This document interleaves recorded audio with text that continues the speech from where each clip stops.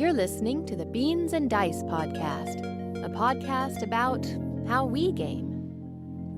Hey, folks. Welcome to the Thursday night Beans and Dice live call-in show.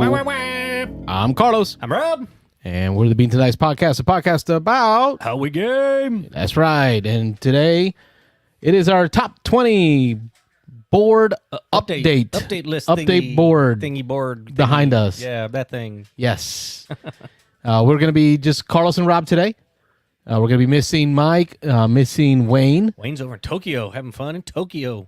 Let's go! Exclamation point. To Japan. To Japan? That's right, to Japan, not to Tokyo. That new board game? Yep, I've seen it all over. Anyway, we're back. It's time. Really, we're just going to get right into updating the board.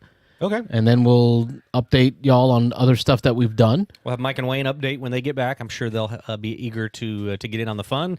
I've already seen people posting some of their updates on the Discord. We appreciate that, all the interactivity and people jumping on there. But hopefully more people will update their lists after tonight's discussion. Carlos getting ready back there. Ooh, are you pulling stuff off? Yeah, because... Don't look. Man behind the curtain. There's no man behind the curtain. They couldn't read it. Okay, good. They're going to pause it and blow it up. We'll talk through it. We'll talk through it. Much? Okay. All right. How many you got? You got 4? I have 5. 5. I got 2. Five so you're going gonna on go the 2, board. and I'll go 1, and then you go 2, and I'll go 1. Okay. So let's do let's that tonight. Right off the bat... For those who don't know, let's just real quick give the rundown. So if anybody's watching new, so we got this top 20 board. We do. This is not our top 20 games all time favoriteest ever games we've ever played. We have a rule here that as of January 1st, we reset our list. We did it last year for the first time. Started over on January 1st this year. These are games that we have played this year. Quick couple rules to our list. When you play a game for the first time of that year, you can add, if you like, the game to your top 20. So as you add more and more games, once you get your top 20 filled out, some, of course, will fall off the bottom of the list. If you post a game on there, let's say at 12 or 13 or 18 or 19, you cannot move that game unless you play that game again. So in retrospect, if you start thinking about it, you're like, oh, that game should have been a little higher, or I need to play that game again.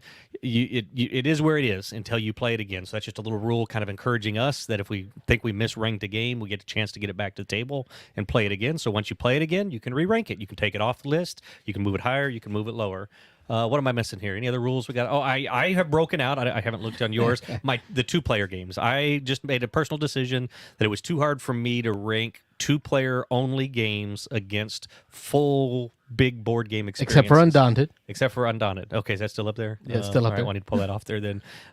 Is there a 4-player mode to Undaunted? No. Yes, there is. Okay, there you go. There is a 4-player mode. Okay, so I can leave that up there. So I have games like Seven Wonders Duel, Lost Cities, a couple of Hanamakoji. Except for Splendor Duel. That are off. Oh, and Splendor Duel. You're right. All right, that's got to come off. That's coming off tonight. So we're going to... As you can see, the rules are not hard and fast. It is a lot about our feelings, emotions on these games so that by the end of the year, you get an idea of what we played that year and which ones left the best impressions with us throughout that year. And then last year we graduated a few games to the Hall of Fame. So at the end of the year, we made the decision. It was one of our viewers who chimed in and said, hey, a couple of games, that you don't have to keep. I think it was Diego. Was it Diego? Those games will probably always be at the top of your list. How about you have a Hall of Fame and you graduate a few games off? So last year we decided at the end of the year, we took the top 3 games from each of our lists and graduated them to our Hall of Fame. You can see them behind me there, Carlos. What were our Hall of Fame games from last year? For me, it was Memoir 44, Brass Birmingham, and Clash of Cultures. Okay. For Robert, Terraforming Mars, Orleans, and Brass Birmingham. There you go. Birmingham on both lists. That means it's a good game, right? I think all lists except for Michael. Okay. Michael Lorenzo, I don't think he's played it yet, so it didn't make his top Hall of Fame. Hall of Fame. But Wayne. Me and Wayne. It's a 3-way with Wayne. Got it, 3-way. So that's nice. And let's see. Yeah, well, let's jump into it, I guess, right? Yeah, let's do this. Okay. I'm gonna look at it in the sense of these are the games we played in May. Last month, yep. Right, so we played in May, and I'll list the games I played and tell you whether or not they make it. I'm gonna go chronologically. Okay. That way, whichever ones I played first. Pull up my list, yep. So in May, the first game that I played would have been Zombie Dice. Zombie Dice did not make my list. Okay. It's a light dice chucking filler game, but I forgot how good of a game that was. Good filler, yeah. But the first game that is making my board that I played in May is going to be Deception Murder in Hong Kong. Okay. A game you like a lot more than I do, but yep. Well, anything hidden trader, Yeah. social deduction. I'm not big on deduction. Is not Rob's game. No. Mm-mm. So right off the bat, long shot, the dice game is coming off or coming down to 20. What fell off? Comic Hunters. Comic Hunters is coming off. Oh, man. That's rough. And for Deception, Murder in Hong Kong, Biblios moving down? we've got long shot going to 20, Biblios 19, Welcome to 18, Heartland, the Great Hauling Company 17, Air, Land, and Sea going to 16, Scout-ish. I would put this at 15. Okay. Just below Scout. Right now in your top 10, I can approve of that. Yeah.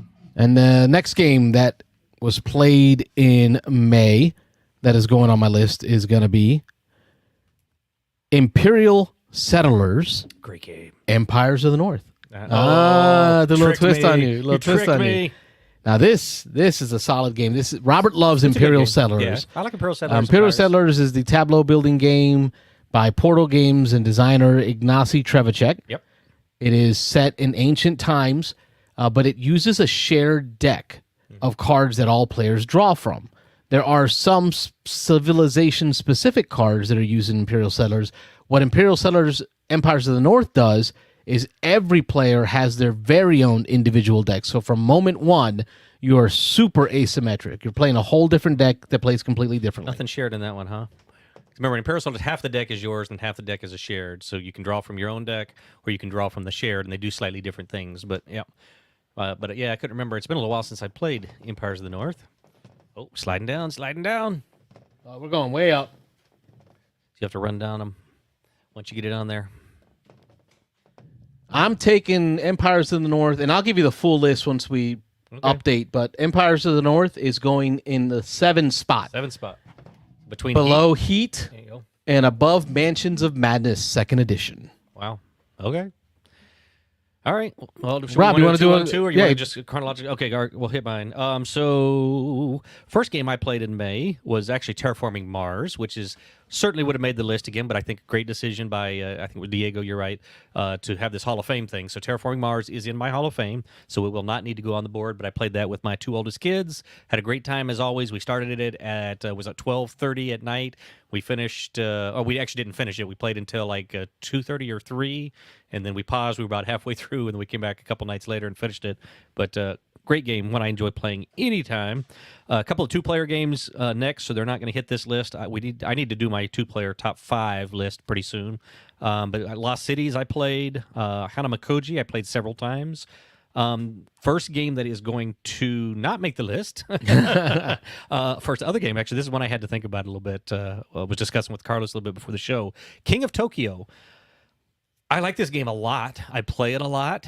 I just don't know that it's top 20 worthy, and I don't know why. I mean, it's a classic. They've got several new ones. We played the original. They got King of New York. They've got this new one that's coming out, the Duel, which I'm curious about. I want to see more information on that. I like dueling games. Maybe that'll make my top 2-player list later in the year once it comes out. I don't know when it's slated for release. I know they just came out with cover art, but anyway, I just looked at the list of games I have up here, and King of Tokyo can't quite slip on, I don't think. Architects of the West Kingdom is currently my 20. I'm not a dice chucking player in general, although I do like the way they do it in King of Tokyo. You have a couple different ways you can get points. It's got that Yahtzee mechanic. But anyway, I'm talking way too much probably about a game that's not going on the board. But King of Tokyo was a tough decision. I'm trying to talk myself into it. I'm trying to find a way to get it up there, but I just don't think it makes the top 20. We'll see. Maybe some more plays. So next one I'm a little disappointed on also was Federation, a game that Mike taught me and Wayne. What was this? This was back on the 22nd, so this was just a week and a half, 2 weeks ago, and we did a late night play of this. So we played this until about 3 o'clock in the morning on BGA. I remember y'all invited me to it, and I'm like, one seems a little too long for my taste. Ran a little long. It was probably 3.5 hours with the teach. I enjoyed it. It's a pretty heavy-ish Euro. medium to heavy Euro. I need to play it again, though. I definitely want to play it again. If I play it again, I think it might make the list. But with one play, 3.5 hours, not making the list tonight. So the first one that will make my list now is I only have one other game that I played this month, and that other one is also going to make the list. But this one's Mission Red Planet. And we talked a little bit, I think, last week about this because it came up in the Discord that I posted that I had played it. And Ashley in the Discord had mentioned that she is not a fan of this game in general, but it is one of the few games that is really like a board game that you can play with 6 players that doesn't take 2, 3, 4 hours. So this game usually plays at about an hour. It's a card management. Everybody has the same exact deck of cards. You're playing cards in a certain order to activate things. You're putting little Martians on ships and launching them to the red planet, and then you're doing area control once you get them up on Mars. You're using the actions to move them around to try to discover areas that are worth points, and then once those areas are discovered, there's a mad rush of people trying to shuffle their guys around, their astronauts around to claim these territories and to get majorities. And there's 3 scoring phases. At the end of each of the 3 scoring phases, whoever has majority in each area collects the minerals, the resources, which are worth victory points. So this is another one that I debated on a little bit. It's killing me that Architects is my 20 and that's coming off the board. But Architects is going to come off at 20. This Mission Red Planet is not going to go super high for me. I agree with Ashley to some extent. I think I like it definitely more than she does in general. And it's an easy game to teach. I'm going to put this on. I'm going to say this is going to go to 17. So this is going to bump off Architects. It's going to move down Splendor Duel, which really actually shouldn't be on there, so I'm going to take that off anyway. Get it out of here. Not that I don't like Splendor Duel. It's a 2-player only, though. Wildlands is going to slide down to my 20. Sea Salt and Paper is coming down to 19. And that leaves us either at 17 or 18. I'm going to go ahead and put Mission Red Planet on there at 18 for now. Below Eclipse, Second Dawn. And since I only have one more game, Carlos, back to you, if you're ready. You only have one more game? I have one more game. I only just have, total of one. Yeah, just one more. Just 2 for the month. All right. Let's see. One game that I did play that isn't making my list, and I'm not sure why. Okay. Because I like it. Terraforming Mars, Ares Expedition. I always talk about how much I almost equally like it with regular Terraforming Mars. But I played it solo. So I haven't got it, and I bought the co-op set, so I'm not ready to put it on the list yet. Solo's kicking your butt. Yes, yep. And I think that's what it is. Is the solo is so hard in solo mode to get any wins that I'm not ready to call that. I enjoy it at multiplayer. Okay. I just haven't got to play it multiplayer this year. That's why it's not going on the board. Yeah. Then what I played after that was Sky Team, and Sky Team is already at 3. It's at 3. Wow, that's way up there. And I'm glad I got to play it again. Okay. Because this is that calibration mode, right? It's that recalibration. I see what you're doing there, yeah. I'm not saying that I've lost anything with Sky Team because it made the board when I first got it. And, man, I played a lot of it as soon as I got it. Yeah. I just haven't played it as much, so I'm getting an opportunity to recalibrate it. Okay. It's a good game, but it's so quiet. It's had time to settle in with you a little bit. Yeah, it's super tense. It is quiet because you have sections of the game where and it's only 2-player. Can't communicate at all. So, would I rather play Mansions of Madness or Sky Team? You just strip those 2-player games off there. It I don't know if I can do that. Frees up your life. It frees you up. Trust me. Because this 2-player game belongs up there. We're going to move Undaunted up. It's like going from briefs to boxers. Blood Rage going up. Heat going up. Everybody's moving up because Sky Team is moving down. And we're going to get Sky Teams above Watergate, going up there. below Final Girl. Sky Team's still in my top 10. Okay. Sky Team going to top 10. I agree with Final Girl, I think, being slightly above. So you can see how the rules work in the game. In the top 20 board. Game, yeah. Everything's a game with us. If you want to move it, you got to play it. All right. After that, I played some Regicide. I played this one solo. Regicide is a Kickstarter game that came out using just a basic 52-card deck of cards. I think 54 because they use jokers. They use you, so 54, just a regular standard deck of cards. Speaking of games that kick your butt. Well, again. Yeah, big time. And for that reason, not making the board. Okay. So Regicide not making the board. That's a tough one. Sea Salt and Paper was the next one that I got and played after that. I am not ready to put that one on the board. I've played at 2 and 3 player. Okay. Which are supposed to be the better player counts. But I am in line with a lot of the feedback on Sea Salt and Paper, which is it feels like Uno with better rules. So like are you drawing what you need? Yeah. I'm not saying that it's bad. I haven't figured out the depth of the strategy yet. Robert and Wayne keep telling me that the more they played it, the more they enjoyed it. Yeah. Beautiful game. There's definitely some luck in it, but you can mitigate some of that with what you do. But yeah. Welcome to is already on my board. Played it again, and I will move that above Recalibration. Air, Land, and Sea. We need an audio thing for recalibrating. Yeah, something like that. I'm going to record that. Oh, there you go. That's what we're going to do. Don't record that. That's 2 movement Okay. on the board. Welcome to going to 17, and Sky Team going down to 10. So Rob, you're 2 back for to the me. Okay. back to you for the board. The last one I played was just about a week ago. A game I talked about I think last week, but game I've been wanting to play for a long time. I've owned this for 4 or 5 years. Bought it from Muhammad, and several people told me they were going to teach me this game over the years. I'd bring it to game day, and it would always get pushed back for something else. I finally got to play it. Now you sound like Michael. Yeah, a little bit, yeah. And Underwater Cities is the game that's going to go up next for me. Underwater Cities is, again, it's constantly compared to Terraforming Mars, one of my Hall of Fame games. I don't see a whole lot of similarities, but I do like it. It is definitely, we talked last week about it being, at least in my mind, a step heavier, I guess, according to BGG. Also a slight step heavier with the ranking they've got on there, the weight of it, I should say, not the ranking. But overall, 43 ranked game. Vladimir Suchi, so big designer, and I can't remember who makes my version, but there's been, 14 different publishers of it. But I did enjoy this a lot. This is another game that I think with a couple more plays will definitely climb my list. So don't be too disappointed on where this is going to end up, because with more plays, absolutely going to go up. I just the first play, it took 2 or 3 rounds for me to figure out kind of really what was going on, how things moved, how things comboed, I should say. And we played with the expansion. I'm not convinced that expansion is the best way to go. I want to play it without the expansion, which is the version I own. And I think, again, that'll help my ranking at least initially. And then maybe later I'll throw the expansion back in once I know the rules better. But this one's going to go, so I have 17 open right now. I'm going to slide a few, and then I'll mention them here in a minute. I'll give my final rundown. But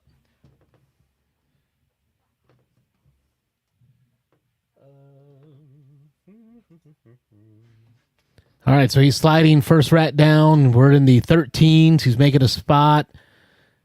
He's top dozen here. It's in the top 12 now. I said I wasn't going to go too high, but it is a pretty good game.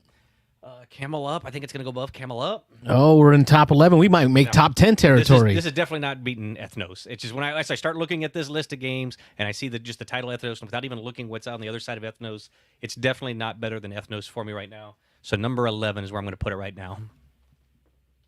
Just outside the top 10, but again, I could see this leapfrogging up. Another play of Ethnos may move that up, so we'll see. We'll see where these end up at the end of the year. Ethnos is good stuff. Yeah, it's good. It's hard for me to jump over that one, but you got one more left? Oh, I got a few more. Okay, a few more. All right. May was a good month. Oh, I got a lot of my faves played in May. Yeah, apparently. Next game played is Adrenaline. So Adrenaline, y'all may not be too familiar with this one. I think this one's a sleeper. Yeah, it's definitely under the radar. It's a 2016 title. And I think it got Seal of Excellence from Dice Tower at one point. But it's a shoot 'em up game, period. It's from CGE Games, is the publisher, and it's top 997. Okay. And it came up, the reminder of this game was when we were talking about our favorite games outside of the top 500. And I think it was Chris that brought this title back up and reminded me I own that game. Yeah. So I busted it back out. Adrenaline it's a first-person shooter simulation. It is. But it's not war game style. It's not dice. It's not luck-based. It is Euro game. You always hit. You're managing your ammo as resources in order to shoot. It's just simple fun. Call it Arena Battler. You're kind of in an arena, a fenced-in area, and you're just fighting everybody who's in there. Yep. So let's see. Where am I going to put this one? We're going to put Adrenaline is going... in the... Does this mean Biblios for the King and Me is coming off? Yeah, Biblios, which is weird. That's hard to see. We're bringing Adrenaline into the 15 spot. Okay. Above Scout, but below Quacks. Is that how I feel? Quacks is pretty good. Yeah, Quacks is pretty good. I like back games, back building, back pulling games, though. But this is where we start getting into those fun Euro games too. And Adrenaline is definitely not very thinky. It is much more shooting, run and gun. Yeah, for sure. In the 15th spot. Okay, 15 for Adrenaline. Now you got one more. No, two more. Oh, two more. Oh, gosh. Two more. I keep thinking I see the last strip there. Next game played. This is going to cause a lot of movement here. We're just putting it right to the top. I don't even know. No intro necessary. The Great Heartland is coming off the board. Wow, okay. And this is going to go to the top 3 Terraforming Mars. Oh, gosh, yeah. Stronghold games. What a great game. Give me a hand. Oh, man. Got him? All right. Hey, everything's sliding down. Tell them about Terraforming Mars. If you got one more, we can pull it. Yeah, Terraforming Mars, classic. I'll call it a classic. Well, I don't know what year. I can look it up here, but it don't matter. Everybody knows Terraforming Mars, right? So, you're Terraforming Mars. The biggest knock on this game has always been the art. I haven't cared what's less about the art on this. I mean, the art is there. It's not exciting. It's clip art. Art doesn't match from card to card. Yeah, whatever. Big deal. This is definitely a mechanics-driven game. A fun tableau builder. You're building out a fairly large. It's a hog for space, but you're building out your tableau. You're tapping cards, do extra actions. You're moving up, depending on if you're playing with expansions or not. These 3. What do you call them? Parameters. These 3 parameters of Mars: the oxygen, the temperature, and the oceans. Placing the oceans on the board. Getting rewards in this for everything you do. It's kind of a point salad, although you're scoring a lot of points as you go, and then you have a big scoring at the end of the game. But board control, area control, engine building. Yeah. It's going, and I struggled there. If y'all were watching.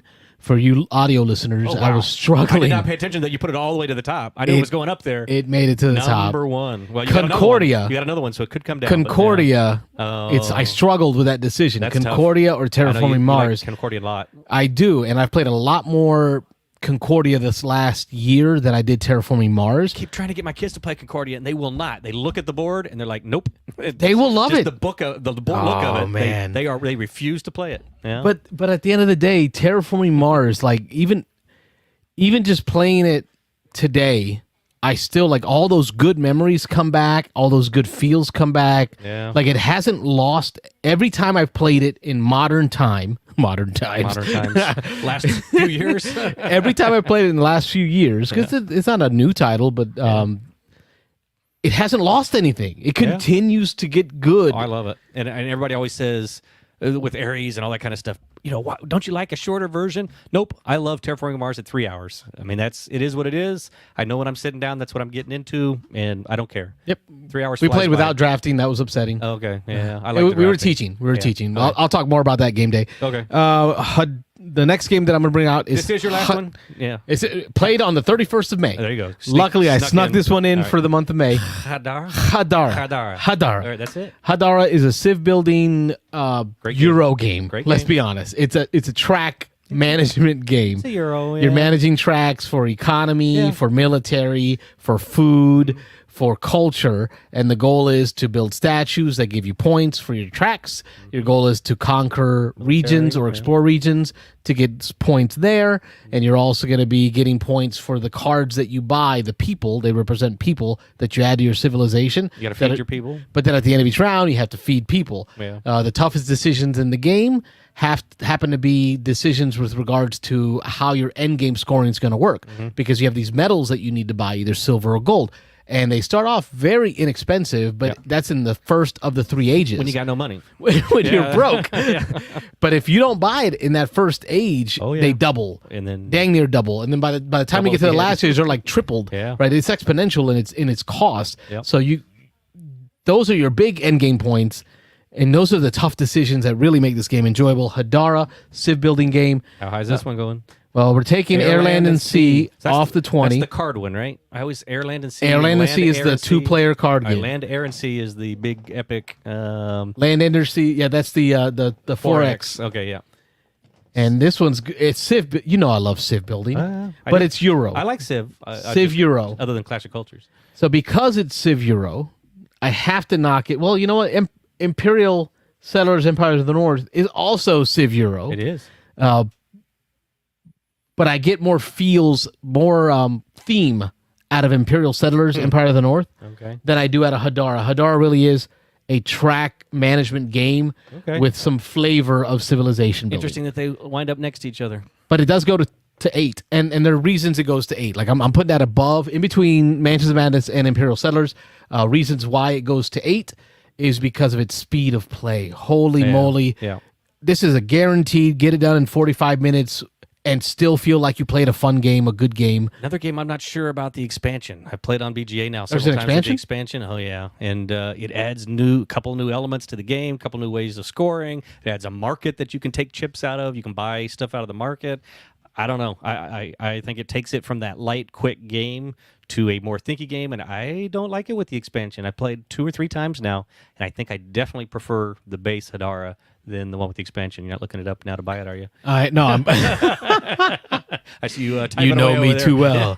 You know me too well. Exactly. I was going to share the screen for Hadara. Oh, there you go. And give it its due. Hadara is a 2019 title. And I think Z-Man was one of the publishers of it. Sounds right. Yeah, it's got Hans Gluck on there, but I'm sure it is. They've got 11. Yeah, my copy is Z-Man, but they changed the box cover so many times. Oh, really? On this one. Yeah, my box is completely different than the one here. Oh, ranked 505 overall. It's just one of those just outside the top 500. I think this is a sleeper. People need to jump on and get this over the 500 mark. Yeah, it should be better than 500. Thematically, not amazing as a Civ builder, but definitely if you want to get one in an hour and enjoy some tracks, Hadara is it. Yep. And that was the last game that I played in the month of May.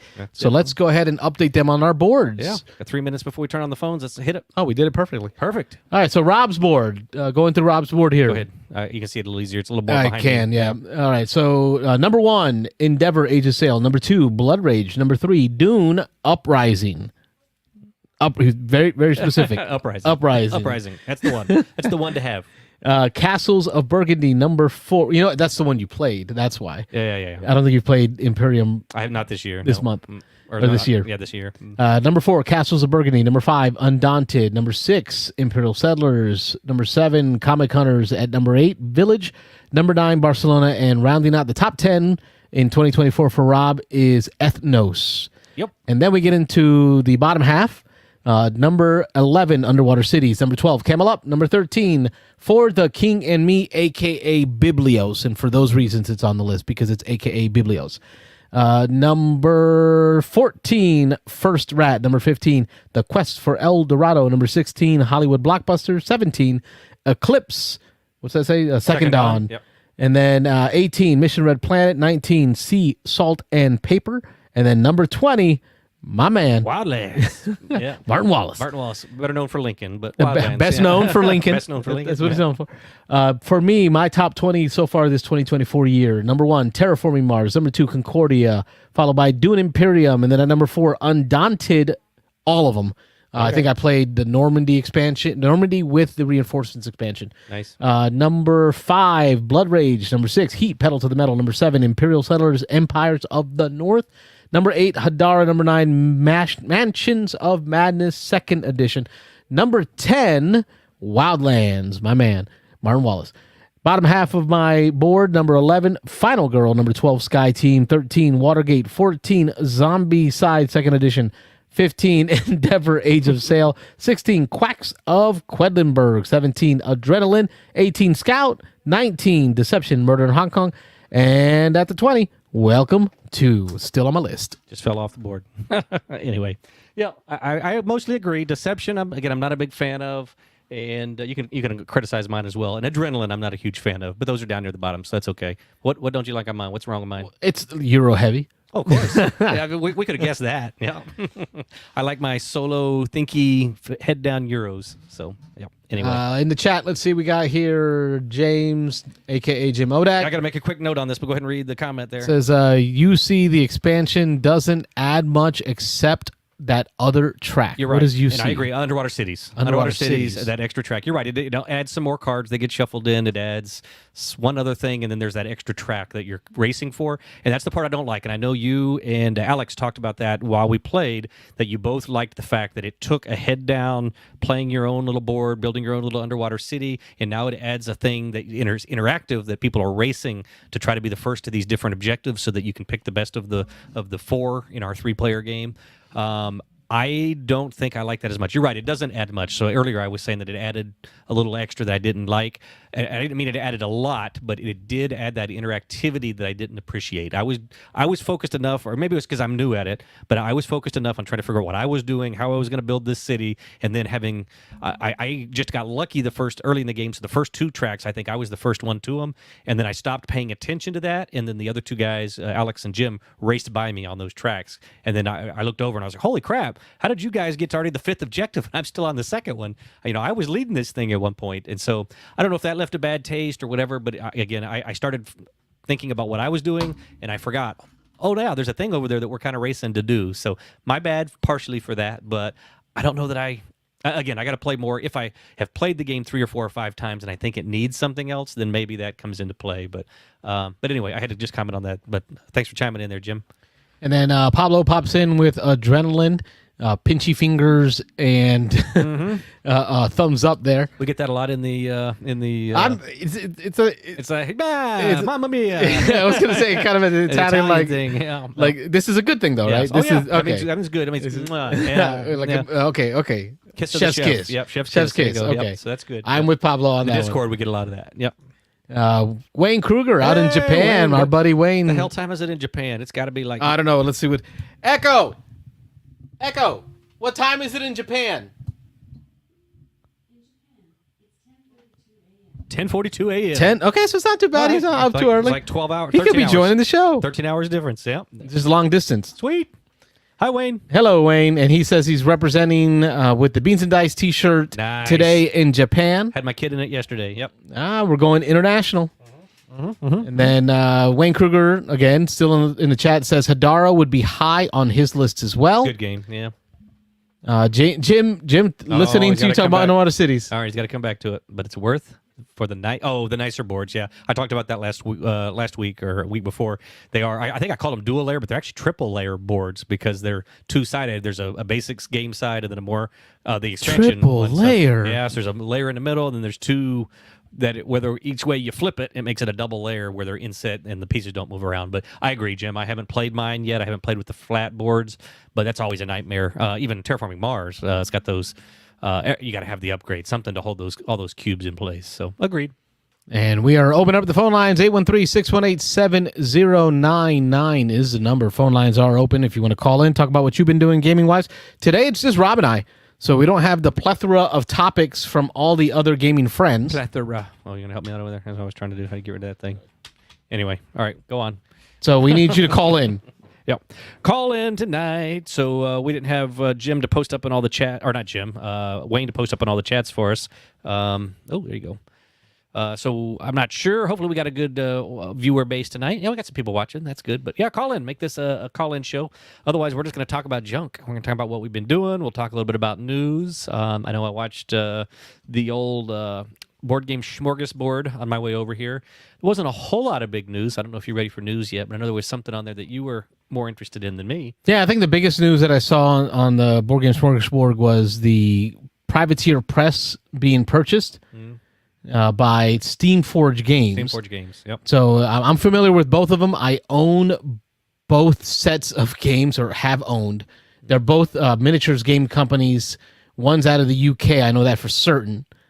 Wayne's in the chat here. Actually, the future here. Friday at 10 a.m. Friday at 10 a.m. It's 13 hours ahead of us, yep. Pablo says, I would call, but I'm stuffing my face with 20 barbecue wings. Well, you can't beat that. I cannot argue with that.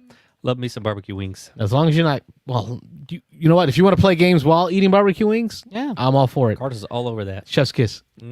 I can report that Carlos does not buy a game tonight. Okay, you think? We'll find. Oh, he's in the future.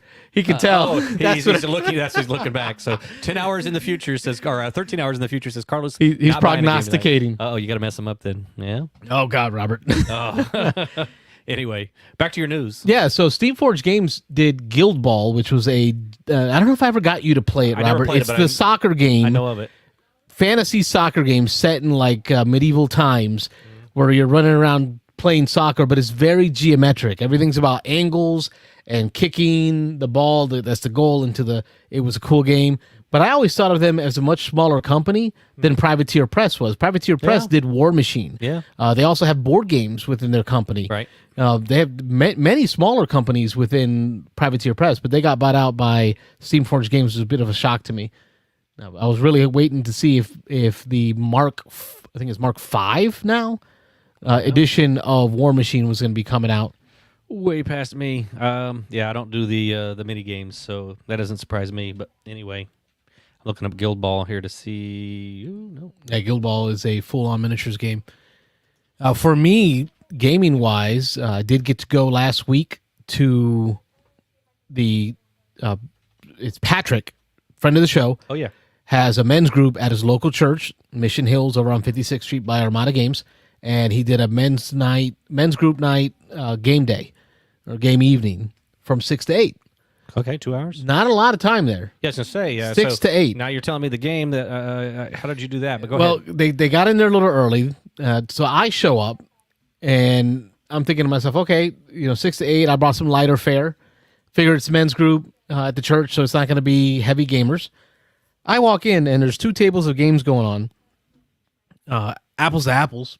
Okay. And then I look over here, and there's Patrick. Apples to Apples. And he's got Terraforming Mars on the table. They're in the midst of a Terraforming Mars game. Dichotomy there. And I'm like, that's a bit heavy for for a light game night? For a light game night. But that's Patrick's favorite game. Okay. And Patrick will use any excuse to get it to the table. That's fine. As soon as one of the gentlemen that was sitting at the table, these are non-gamers, one of the gentlemen sitting at the table recognizes that I recognize Patrick and that I know this game. He looks at me, hands me his hand of cards, and says, "Here, you can take over for me." Oh, because there were 5 players. So they'd already started. I'm going to go play Apples to Apples. Yes, they had already started. That was not his speed. I finished up the game for him. We stayed later, just a little bit later. We didn't get to finish the full game, but we did end it. And were able to score it to be able to demonstrate how it scores and complete the teach. There's a couple of guys that were in the game that wanted to be there. They were like, they knew it was coming. They were into Patrick they already watched the videos. They were prepared. Nice. And then a couple of guys were just new at it, kind of just like, they had no idea what they were getting into. Okay. But they enjoyed it. Once they got a rhythm, we really started going. Once they figured out, you can take one action and be okay. Okay. That's when the game started moving, because having to think of 2 actions per round really slows it down for new players. Especially for newbie, yeah. So I had to reiterate, unless you're playing a combo, just take one action, figure it out later. Playing without the draft, which is probably the best with new players, even though it hurts me a little bit, but yeah. Yes, we did play without the draft, but we did, they had to buy their projects as normal. And Patrick has the big box. Okay. So it's all the inserts, all the trays. Blinged out tiles and everything. All the minis for all the tiles. It was gorgeous. The board looked beautiful. I think I posted some pictures in the recent plays chat. In the Discord? In the Discord. Nice. So that was the one game that we got to play. And I was joking, giving him some grief. Patrick, like, bro, you showed up to a church game night with this and set up Terraforming Mars. Like, just come on over. Look how pretty this game is. It's simple. I'll teach you. They're over here thinking, oh, we're gonna play some like light games, Monopoly, shoots and ladders, apples to apples. Yep. And Patrick's like, okay, we're gonna terraform a planet. There it comes. Yeah, and a big box. Nonetheless, that's a huge box, big setup. Yeah. Well, no, I guess not a big setup, but yeah. Yeah, it was a pretty big game to tackle with newbies at the church. So. Yeah, mad props to him. He no F's given by Patrick. He's like, we will get this in. Okay, but you did you get any gaming? No, I didn't. But you got a positive feeling from the new players. They liked it afterwards. Yes, because we were talking about it a lot afterwards. So yeah, it they just would have gotten up and walked away. Yeah. Right, they stayed behind. Yeah. They helped put it away. Nice. They talked about their strategies. They talked about the different cards that they had and the engines that they were building. Good. And I told Patrick, I said, if that group wants to play again, because he's going to do it monthly. It'll be a monthly game night at the church. Okay. If they want to do it again next month, send me the invite. Like, we're already ready to go. Nice. I told him, I said, just leave it here. Yeah. We'll leave it right here at the church. Don't let nobody touch it. And next month we'll come back to it. And Patrick was not okay with that. Not cool with that with the big box. Not his big box, he says. No, I didn't do any gaming. It was a busy week for me. My daughter graduated from high school, so she had her college graduation with her AA 2 weeks ago, and then this week she had her high school graduation, so college before high school. But that kept us busy. I had in-laws in town. They left this morning. They were here for 7 days, six days, I guess technically 6.5 days. I'm sorry. Yeah, thanks. But so they they hit the road this morning, going back to Northern Virginia. So it was a busy week for me. We had a couple graduation parties. I was up till 3 a.m. a couple of times. So just not much gaming. But my daughter, the graduating daughter, did guarantee me that for the next couple of weeks before she starts getting ready to go off to college, University of Florida, Gator chop. Anyway, before she heads off to University of Florida, she is going to be wide open for gaming. So she said starting tomorrow night, we couldn't do tonight, obviously, because of the show. Starting tomorrow night, we're going to start getting Jaws of the Lion back to the table. We've got about 8 or 9, I think, scenarios of that left to finish that off. We're going to start Destinies with my oldest son, maybe even my youngest. I'm debating on whether we should put the 12-year-old in Destinies. Interesting. It is a competitive game, and he probably won't stand much of a chance of winning. So I always struggle with that because if he doesn't win, he's not going to be happy, and it's going to leave him with a bad taste because he's as competitive as the rest of us. So I don't know. I'm not sure if we include him on that, but then he hates getting left out because it's always like, you guys play games without me. I don't ever get to play the big kid games. So I don't know. That one's kind of on the borderline there, or whether he might be able to get into that, and then whether the older 2 siblings can tolerate him for 2 hour sessions. That may be another factor. So I'll have to run it by them and see. But we're going to do some Destinies. She wants to get back to Chronicles of Crime, which actually makes me happy. I like that game, and that was a game that her and I played about a year ago. We went through about 3 or 4 scenarios, just the two of us sleuthing out those mysteries. And so I want to get back to that. I have 2 expansions for that: the noir version, and then the high school kids version. I forget what that one's called, but it's the kids on bikes and stuff. That version, I've got both of those, so I want to break those out and get those to the table. And then it seems like there was one more. Oh, we want to play. I'm going to teach both of the older 2 kids Manhattan Project Energy Empire, so they're semi-interested in that one. So I'm looking forward to opening up the floodgates of gaming here in the next few weeks. So I'll report back, of course, as we do that. But all right, you queuing something up there? I want to talk about next week's show. Let's not forget, we are doing a voicemail bag show. The goal is try to get some voicemails in the bag. And next week's topic is going to be your favorite game designer. There's been tons of chat already in the Discord about this. We'll hold off on revealing any of that until next week's show. Oh, I was going to say, we do want people to call and leave voicemail messages. But speaking of calls, Beans and Ice Podcast. State your name, where you calling from. This is Ron from Atlanta. Hey, Ron Frazier. How are you? I'm good. How are you guys? Doing good. Work's been busy, but I'm looking forward to opening up summer gaming here in my household. I hear you. So I know you guys are updating your top 20 board, which is cool. I don't know how far along you guys are. I was actually interviewing some guys for my podcast, and I just got off, and I figured I'd jump on and chat with you guys about getting back in the board game. For sure.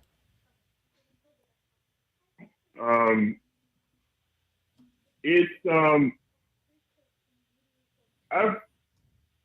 been a while since I actually played like a board game regularly. Yeah. I feel like I just particularly since like my brother died, I didn't want to really play anything. Right. But even before that, it was like I was tapering off a little bit. I remember that. But yeah. But like, to be honest with you, I did some things to really did some things for my self-care, and then like after that, I just had an urge to play.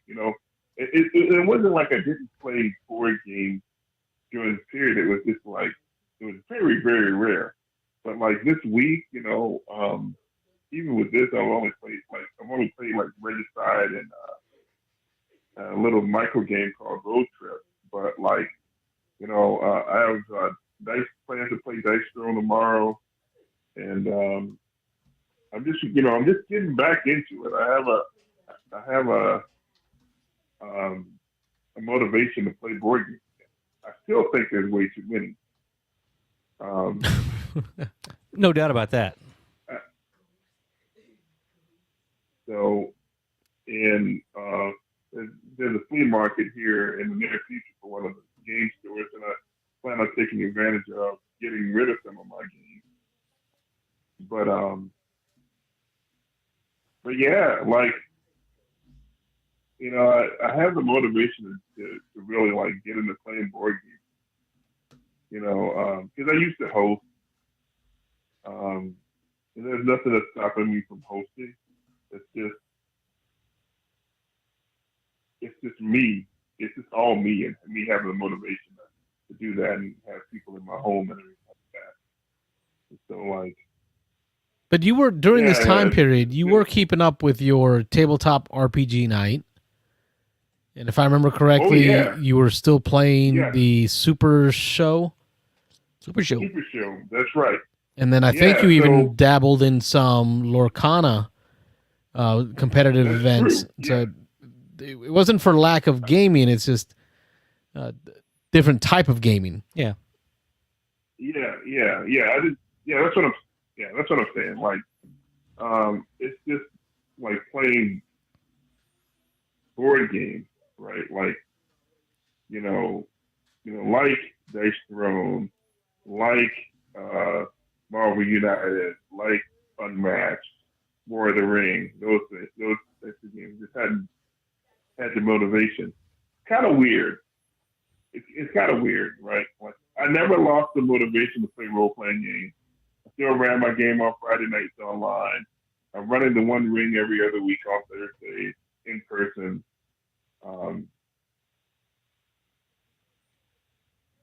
So yeah, it's just weird. I can't really explain it. Maybe it has something to do with setup and breakdown. You know, yes, there are times where I will set up a solo game, and by the time I finish setting up, I'm exhausted. I'm done. I'm like, all right, I'm going to bed. Times I don't even get that far. I just like, hey, I'd like to play that game. Oh man, but yeah, look at those components. It is a lot of setup. Forget it. So that's probably what it is. Now that I think about it, because even with the role playing game, that doesn't take a lot of setup. The card game you mentioned, Super Show, Lorcana, just got decks. Yep, shuffle the deck, there you go. Out, draw your hand, mulligan if you need to, and you're off. Yeah. Now, even with go ahead. What prompted you to play some Regicide? I thought I heard you say Regicide. You did. What? Now I played Regicide in the month of May, so it's interesting. We're hundreds of miles away from each other. You in Atlanta, and we had a crossover for games played in May. The Regicide Legacy Kickstarter. Oh yeah. I was aware of that, and it made me say, oh yeah, I really like that game, and I was just out at my game store on Sunday, meeting up with somebody to sell the rest of my Lorcana collection. And while I was there, I knocked out like 3 games of Regicide and 1 game of Road Trip, and I had a great time. What player count did you end up playing Regicide at? It was just solo. Solo. Just like me, so I played it solo. It was just me. Have you ever won? But, that was yes. Oh wow! All right, so I won my 3rd game. Holy mackerel! And I played again today. And I won today. Like I'm on a winning streak, man. I guess so. I've only played this a few times, and I haven't even come close. And it's easier solo because you have more control. Oh, is it? I believe. Yeah, okay. It's easier solo. You have more control, and I have yet to win. I get to about maybe my 2nd or 3rd queen, right? Because in the game of Regicide, you're using a 54 card deck of poker cards, and you're regiciding, which is killing the monarchy, the kings and queens, and you have to attack in this order: the jacks, followed by the queens, followed by the kings. It's pretty simple, huh? Yeah. And I get to about the third or fourth queen, and I'm dead. Like, there's no coming back. I've used all my extra lives because jokers are used as extra lives in the solo version, kind of like a reset almost. Any tips? Yeah. Like, you really have to manage your suit. Like, that, well, if you know that you haven't faced the diamond yet, and you know the diamond's coming up, you got to do what you can to maximize your hand size going in, and hopefully get if you're lucky, get the jack or the queen, or whatever face card prior to that, so you can pull that in, maybe absorb one hit that way. I find managing when I draw and when I heal is crucial. The hearts and diamonds. So the hearts, and even with that, like, sometimes I'm willing to sacrifice some cards so that I can draw more cards. Like, okay, I might have a jack that's going to do more damage, but, like, it would be really nice if let me mess it up. Like, I might be able to absorb damage by getting rid of one card, or maybe I get rid of 2 or 3 smaller cards, and then I draw. Then I draw more cards, and hopefully I draw some better, draw some different cards I can do some different things with. That's a good tip. There's a lot there. That's a good thing, because I tend to try to discard least amount of cards when I take damage. Whenever you take damage from the target, the boss that you're battling at that moment, you have to discard a number of cards equal to the amount of damage you took. And I think the smallest number of damage they hit on is 10, then 15, and then 20. I think it is. Sounds right. Yep. For damage at you. So you have to discard a value of 10. Aces are ones, right? The number of cards are their number. And then the jacks are 10. I think 10 for value. But anyway, I try to discard exactly like one card that can do the least number of cards. But then I'm not cycling through my lower number of cards. So I didn't even think about that. Get rid of a bunch of little cards, and that way you can maybe draw back some bigger cards. All right, so I'm going to use that. Yeah. I think I made that connection in my last game on Sunday, and so in my game today that I played, like, I was doing a lot of the same things, and I had to use both of my jokers, which are basically extra lives, like Carlos was saying. I ended up using both of them, but I didn't have to use my first one until I was down to my last queen. Oh, I'm like, okay, I think I used both within my jacks. Boom, boom. Yes. Yeah. So I mean, it's for such a simple game. It is so good. Yeah, I was just looking at the BGG ranking. Had I think it was 606 or something, and I'm actually surprised that just a deck of cards basically is ranked that high on BGG. 617. Yeah, like it's certainly a 133 for family game. That's a little surprising. Because what family wants to get their butt kicked that much? Yeah, it's tough. Yeah, but it's like you don't even need to buy the card. No. You can play with a deck of cards. Yep. And I'll tell you, my favorite games of Regicide haven't even been with the Regicide deck of cards. It's been with the Theory 11 cards. So the card company Theory 11 makes many, many, many different IP themed decks. So Harry Potter, Dune, Marvel, right? You name Spider-Man, like they have Batman. They have different themes that you can get, and the face cards are gorgeous. Star Wars, the face cards are gorgeous art or drawings of the different characters from those IPs.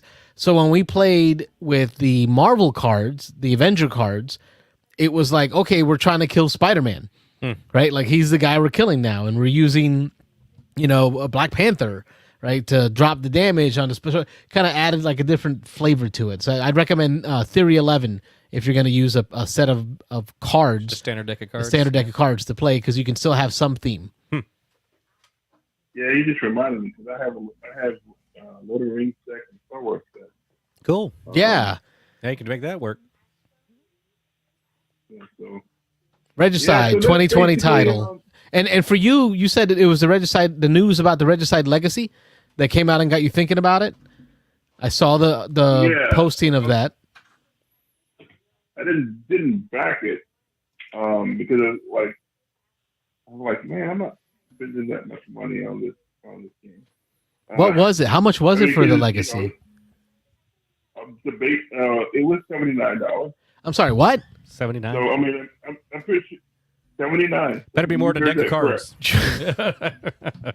The whole thing that got me into Regicide was its ease of Simplicity, entry and pocket size. You tell him who you tell it. Yeah. that's your whole shtick. Games under $20. Yeah. Yeah, it's you just it's a cheap game under $35. I can stick it in my back pocket and go. There you go. It's a deck of cards, but They jumped a it's an shark. amazing game. Yeah, but they definitely hit their goal and got some stretch goals. So people love it. People love the game enough to do it. The artwork is gorgeous. Yeah, that's what got me thinking about it. So the other game I'm thinking about is I've mentioned it on previous shows before. TMNT United. Actually, after I hang up here, I'm about to pull that out and play it on my table here. And Oh, that's right. That was that reskin of Marvel United. Yep. Yeah. And I have a TMNT game, like Dungeon Crawler, which I think is neat. It's a dice-based Dungeon Crawler. But for me, that theme needs a lighter game. Yeah, because there was that, and I remember the Kickstarter for it. It reminded me of like a zombie-side-esque Teenage Mutant Ninja Turtles game with miniatures and a board. Yep. And the dice system's neat because each of the turtles have their own dice, and basically, you can share symbols with an adjacent turtle. So when you arrange your dice in such a way that the outermost dice can be shared with adjacent turtles. So Raphael has an extra die or two. So he doesn't share with others, but other people can share with him. So I thought that's cool. And I'm drawing a blank on the name of the game, but Teenage Mutant Ninja Turtles Adventures, was it?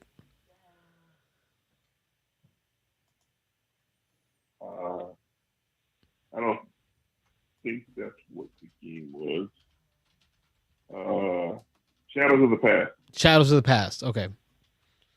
Yeah, there's one from 2020 and there's one from 2016. Yeah.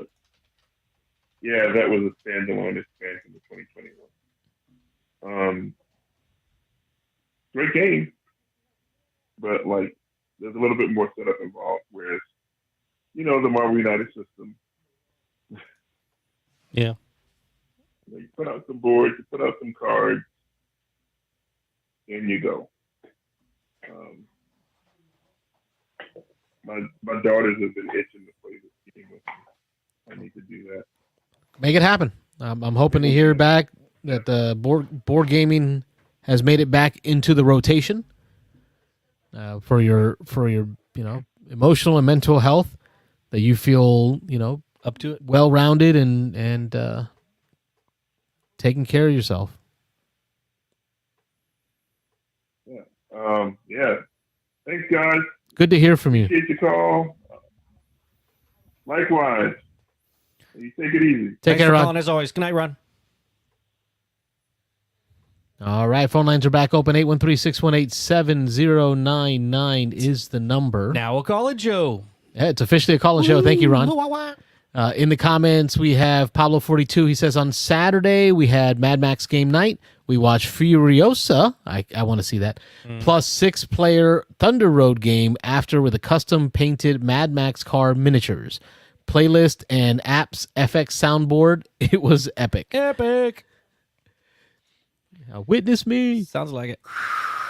Witness me. Yeah. 6-player. I still haven't played that. We got to make that happen. You haven't played it yet either, have you? I have not. Yeah. And reasons. Yeah. Reasons. Okay. You know reasons? Reasons? Reasons. So I don't have to buy it. Okay. You just got to stay away from it. They're going to have Hot Games table again, I heard, at Dice Tower East. So Might make it happen. It was there last year, so yeah, I'm going to try it. I got to get it out. I know I'll buy it. Yeah.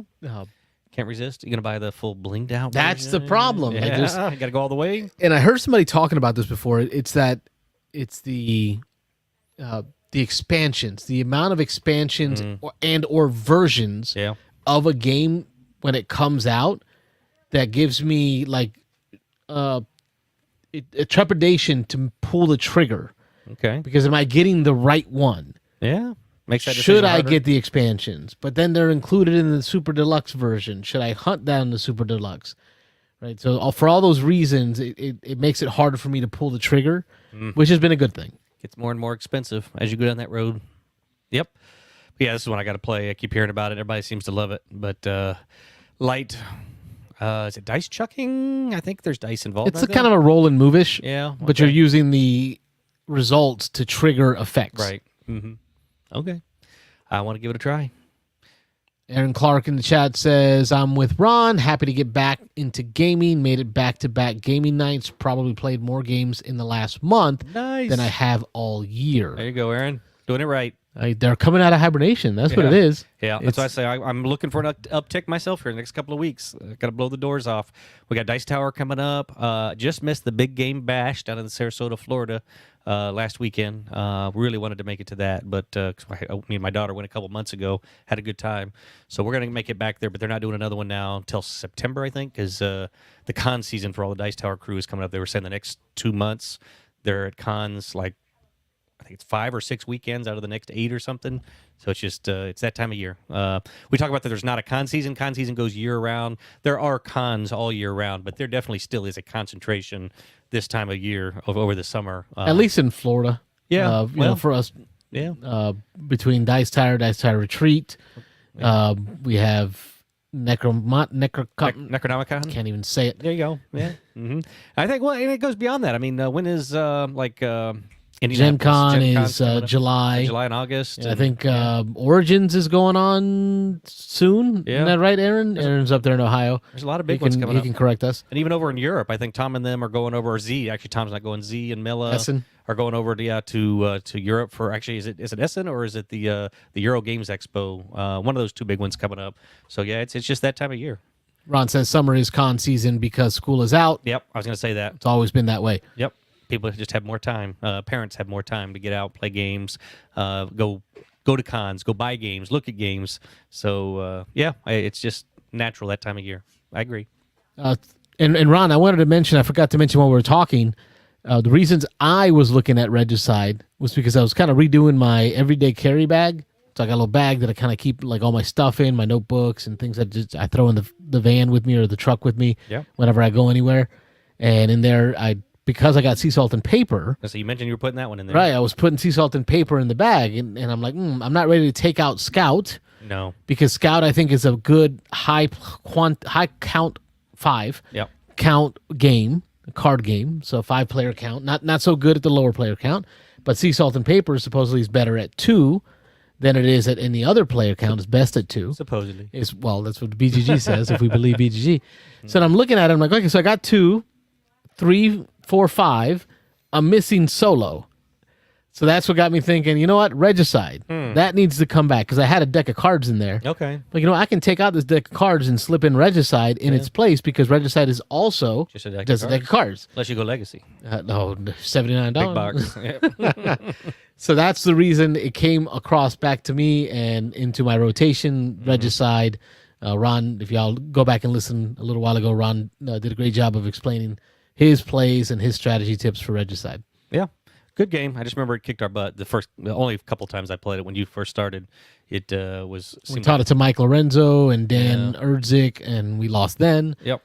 Origins in 2 weeks, says Aaron Clark. Might actually try to go for a day this year. Been a few years. He is getting back into the rotation. Yeah, and we just had BGG Con recently, so that's again just that time of year. There's cons back to back this time of year if you want to go.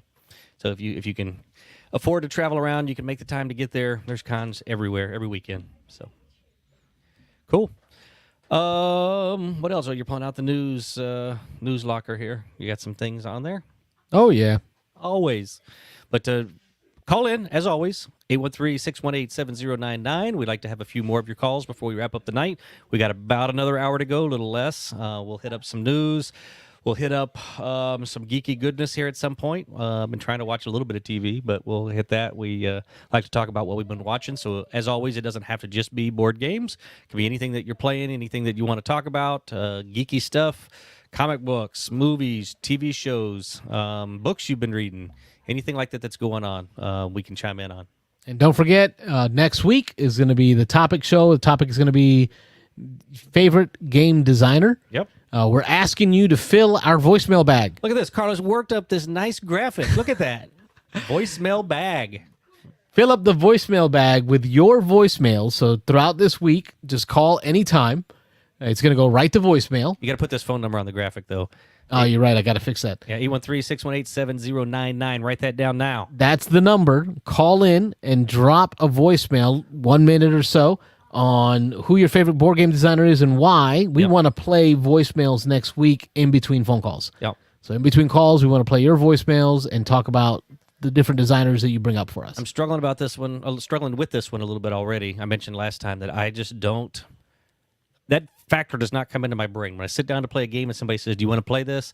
I don't ever ask who designed it, who published it, whatever. I could care less. Let's play the game. Let's see how it is. Maybe after the fact, somebody mentions, hey, this is a Vladimir Succi. Oh, he's got other games that I like. But I'm really struggling with this. Some people in the chat, in the Discord, seem to be jumping right in. They had their list all ready to go, and they're firing off, this game, that game, this game, from this guy, from this designer or whatever. I'm going to have to go and sit and look at my top 20, 30 games, click on each one, see who the designer was. You never do that. Games they did. No, so I'm going to have to do some research on this one. So I usually just off the top of my head, but this one I'm not off the top of my head because I really don't know. So. No, I'm looking more at my collection, and I already have an idea of where I'm headed. Okay. Just because of the quantity of games that I own from this person. Okay. From this designer. So the quantity alone marks a reason why even though I've never thought of it that way, when I look and think, wow, I love these games, and I've been buying these games, and then there are games, Robert, from this designer that I had no idea was from this designer. Oh, yeah. Mm-hmm. That I found, while moving the game room around. I know too. Holy moly, this is my guy. This is weird that I can say that I know two that are guaranteed to be on your list, and I can't even name two that would be on my list right now because I don't know. I'd got to know thyself, Robert. Yeah, exactly. Know thyself. I guess, yeah. But I know two that are shoe-ins for you, so maybe we should try to guess each other's before we do the list. I don't know.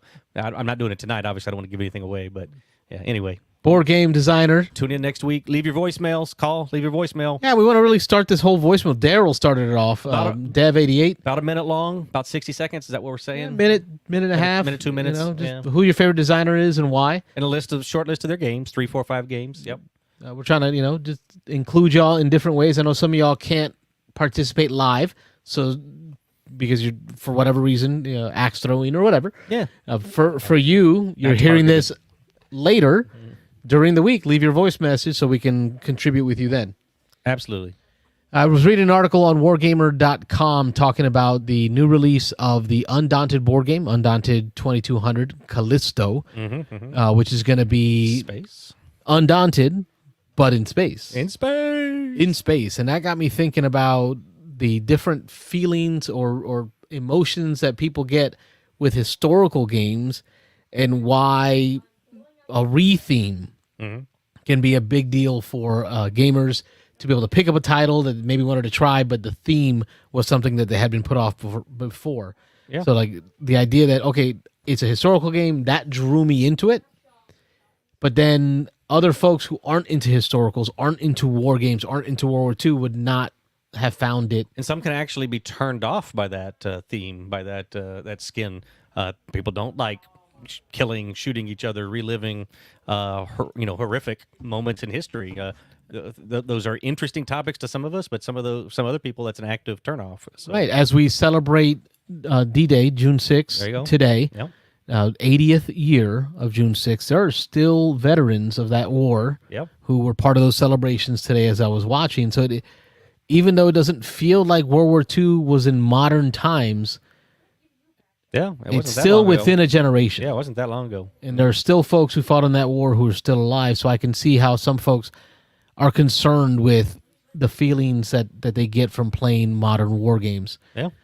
Especially if you look at just the regions where the battles occurred and the today's issues that we're having in Eastern Europe with modern day wars kind of coming back, like some of those feelings, the Warsaw Pact, the NATO, like all these things that were created because of World War II are having to come back into effect. So it could put people off. But do you think this change in retheme? Oh yeah, will exceed. Exceed. Yes. The question I thought you were going to ask is, was it going to draw new people in? I think there's no doubt. We've already seen that in our Discord. A couple of people have mentioned, hey, I've been interested in those Undaunted games, but the theme just really never did it for me. Putting it in space, putting it in a fanciful, even though it is, they said still humans against humans. They're not bringing aliens or anything into this, but still just the whole.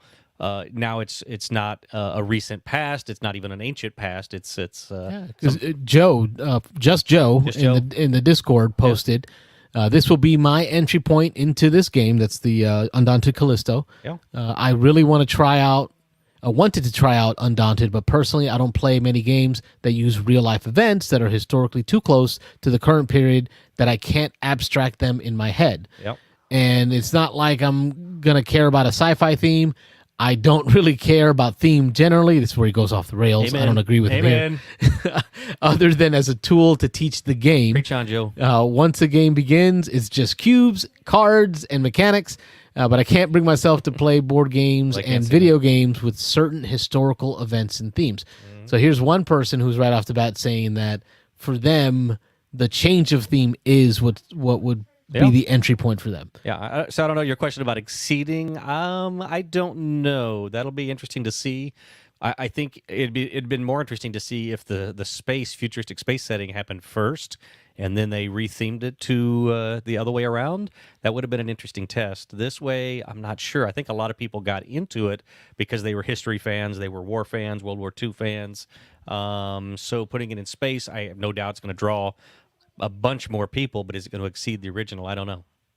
I'm excited for it. And because the other thing I guess that taints that whole test a little bit is that people who own it aren't probably going to rebuy it just for the space theme. The order of operations for how one delivers versus the other, I think is going to definitely impact the sales of this version. Yeah, it'll be interesting to see. Although I already own most of Undaunted, not the Soviet version, not the Eastern Front. Oh yeah. But I do have all the other versions, so I don't have the campaign/legacy version. Right. I still will buy the Callisto version because I love the system, and I'm totally down with changing the theme because it's not something that my kids were really into, like they didn't gravitate to. Okay. So this will give me an opportunity to play with the boys more. My hope is that this will be an opportunity because they're, and maybe I'm some thoughts I have here. World War II, right? Going into that theme, and I've listened to David Thompson. That it? Okay. Yep, talk about his design theory, and he's really focused on like how wars were fought. Like he looked at the what was the strategy for this battle.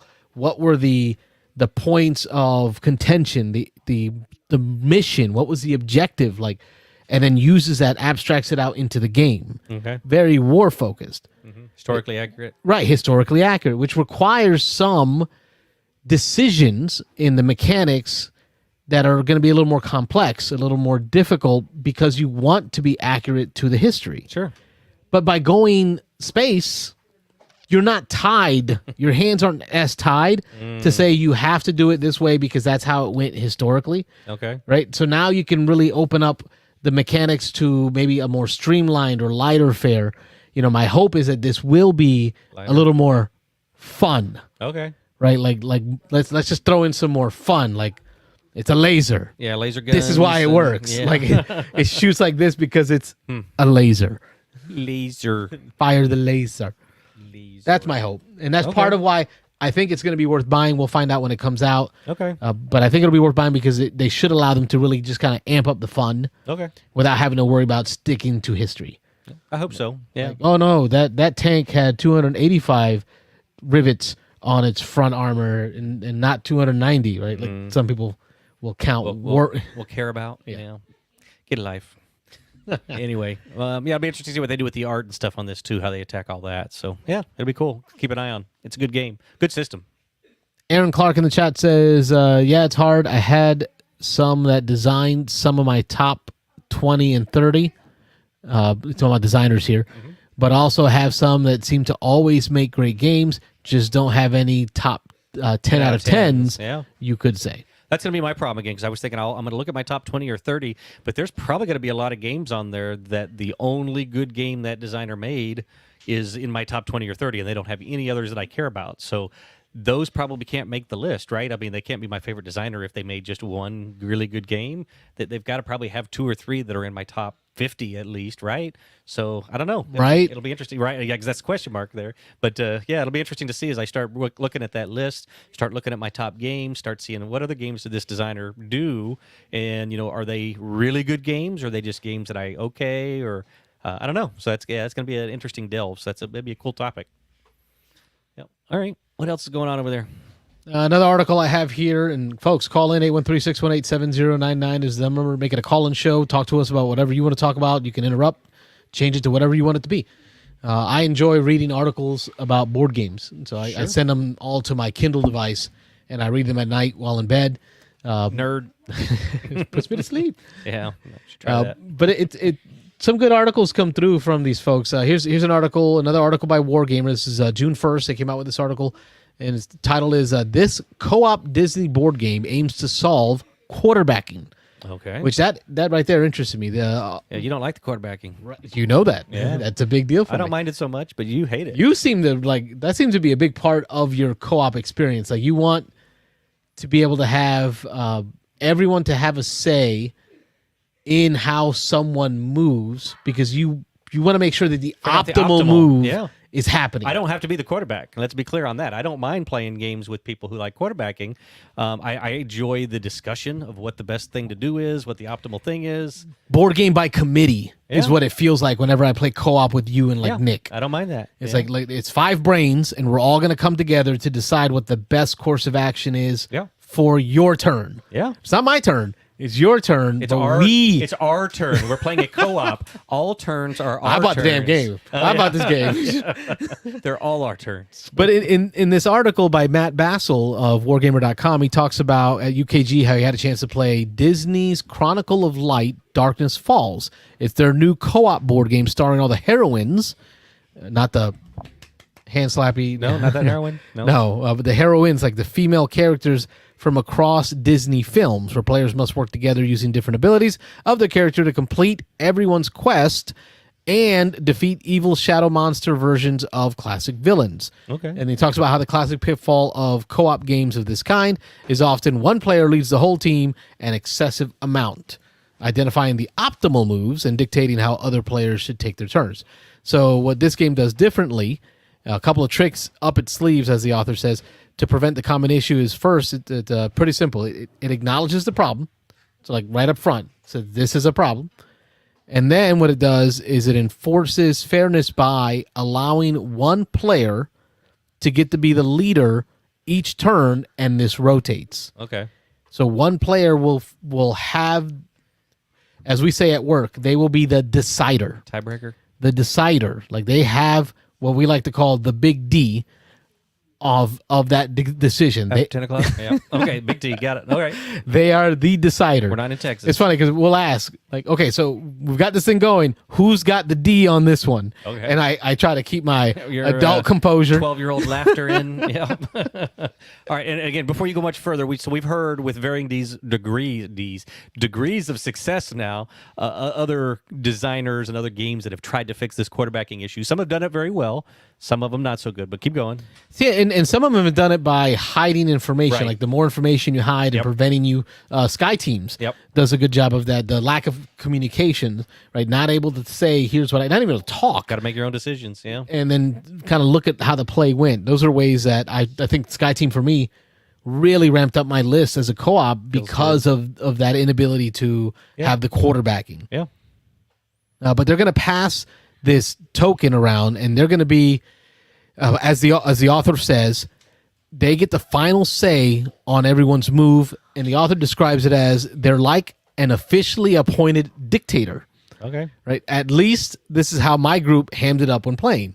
But they know that they have to pass it along to the next player, and it's going to encourage the quarterback to be considerate, right? Because you know that although you're the dictator, you've got the D for this round, you know that someone else is going to get it. And if you're not being fair, making optimal decisions, or allowing others to have some input in that, it's easy when they've got the D for the decider that they're not going to include you. They won't listen to you. So it kind of creates that social construct, that social rules-based of, there's going to be an agreement here. Okay. And that's how that group found it. And I found that interesting, that aspect of it isn't cooperation. It isn't lack of quarterbacking by rules as much as it is by social pressure. Sure. When you're the decider to make sure that you're including others in your decision so that they reciprocate when it's their turn. Okay. So it's kind of that fairness aspect. Interesting how that works, yeah. Y'all got thoughts on that at home? Be sure to call in 813-618-7099. Games that you've played, co-op games with quarterbacking issues, or ways that you've seen it well done. All right, well, just the quarterback could just make their own decision each time. But hey, there's a caller. Beans and Dice Podcast. State your name. Where are you calling from? Hey, this is Jim from Florida. Hello, Mr. Rodak. Good evening, gentlemen. How's it going? We are talking board games and hoping you'll keep it going. Sure. No, he wanted to talk about hot rods and other stuff. No, go ahead, Jim. I was going to say, you want to talk about top 20? Oh, yeah. If you got some top 20, you want to update a list? Yeah. I only had one new game on my top 20 and a couple replays. I want to mention a couple games that didn't make it. Okay. First, if you don't mind. Played Raising Robots. And I really liked it. Hot game recently. This is a pretty new release. This just came out, I think, in the last probably 6 months. Yeah. I liked it. Wasn't enough to make the top 20, but I'm interested, so I'm probably going to play it again. Okay. Tempted to buy it. It's an interesting engine building game. It fit like my niche that I like. So, hey Jim, let me interrupt you real quick because I saw that you posted in our Discord a link to your top 20. It's like a BGG. Is that a post? What am I looking at here? I'm on BGG and it's got James Odak posting the top 20 list. How'd you do this? It's a geek list. You can make it a geek list. So I just geek list my top 20 games. How do you make a geek list? Like walk a brother through this. You click the button for geek list and you enter stuff into it. And you follow the directions. Really? Is this, scroll down just a little bit. Well, let me see. Okay, well, we've seen these lists before. Somebody else in the Discord had done this. I want to say either Chris or somebody had done this a while back and has been updating their list. And this is something you edit and update? Yeah, I kind of like it. I've actually gotten some comments from like a couple of the game makers as well. Nice. Hey Rob, there you go. We got a homework assignment. There's an we need to get geek list because we don't have a digital version of our board. We've got the Sharpie. Yeah, you take pictures of it and send it to me at home on magnetic tape. Like that's all we got. It's old school. I'm down for this. Yeah, we should look into this. We'll create. And this might help you with deciding your favorite designer because it's going to put you through each of these games. It'll have them all listed on there. Yeah. Thank you, Jim, for teaching me something new. All right, back to Raising Robots. Well, yeah, so that's an interesting game. I think more plays. Tempted to buy it. May enter the top 20 someday. Nice. Nice segue about game makers. So the next game I played was Inventions, the latest Lacerda game. Lacerda. Is this his newest one? Lacerda. Well, I think it's the newest one. Yeah. Okay. It probably will definitely be game designers, but I did not like this one. Okay. Wow. I always hear great things. I've never played a Lacerda, but I hear great things from you and your friends about Lacerda. Like, y'all can't keep Lacerda. Well, talk on this one seems to be split. I've heard some people really like it. It's one of their favorites, and some people really don't like it. I had the same problem with this that I have with Horse's Carriage. It's one of those games that just breeds AP. Too many decisions. There's so many options and combinations. You could spend way too much time trying to figure out the best move. Mm. And I struggle with games like that because I'm very conscious of that, so I try to rush through a decision, and then I spend more time thinking I should have done that differently than my next move. Living in the past instead of looking to the future. Yeah, it's just a little too much. Like, if it was a solo game, I wouldn't care. That I would just spend all the time in the world. But, you're playing with other players. There isn't a time limit, but there is. Yeah. Yeah. So Horse's Carriage is the same way. It's such a puzzle that you spend so much time. So, not my top Lacerda yet. Yeah, I have no desire to play Horse's Carriage. That game's ugly. Yeah. It's like worse than Food Chain Magnet ugly. It's uglier than that. Yeah, it's a same feel Food Chain Magnet. Yeah. Those are the significant ones that I played that didn't make the list. Oh, there's a couple in here. There's a few in here that I'd like to touch on. This is your BGG article that I'm looking at. So cool. First Rat didn't make the top 20. No, you know what? We've actually played it a couple times now. It's becoming a game kind of like Hansa Teutonica, where good, interesting game that you like, that doesn't take a long time, that you can kind of, not quite a filler game, but sort of a filler game. Yeah, I can see this game, though, with a bunch of plays probably would go down on my list just because I think after playing it a handful of times, it's probably somewhat repetitive because there are only a certain number of decisions to make in the game. But I don't know if that affects, the more you're playing it, you're finding that's affecting it at all. But I like it a lot. I think the thing is because it's becoming more of a filler. Yeah. I don't see it as that game that I go to play. Yeah. Okay. And then I'm certain BJ from Board Game Gumbo would be upset to hear. No, don't say it. Say it ain't so. That, the Beyond the Sun of board games, Beyond the Sun, did not make your list. Yeah, it's another game I like. I actually talked to somebody who hadn't played it. It was kind of the reason why I played it. It's a good game. It's just only 20 spots. Same with Ark Nova. I really like Ark Nova, but... No, I'm okay with that one not being on the list. I agree with you wholeheartedly.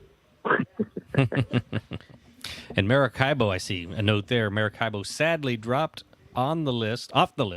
Oh, it says dropped over the list, but off the list this month. So that is sad because that teach that you did that we played her this was a good game. I like it quite a bit.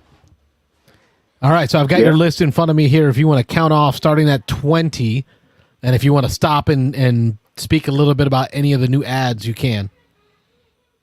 All right, well, so number 20 is Fall of the Lumen. This is the new one to the list. Okay.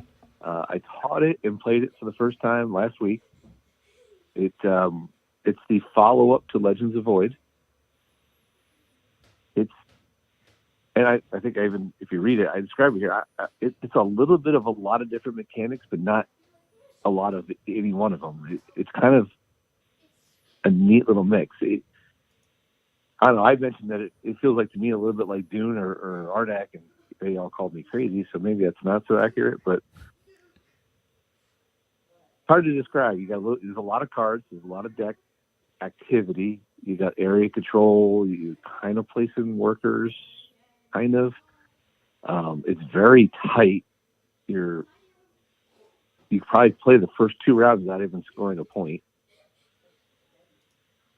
I really like it. The art is fantastic. The theme is good. It's really good.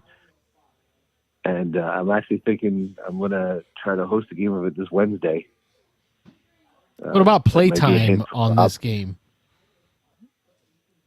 It was long. The first time we played it, we spent 4 hours.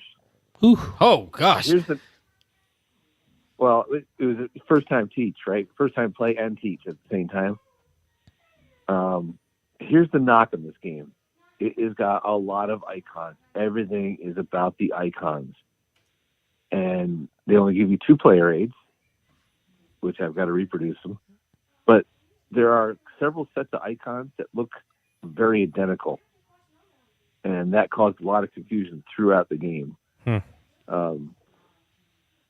You're thinking you're spending this one resource to do something, and no, it's not that, it's something else. That's a problem.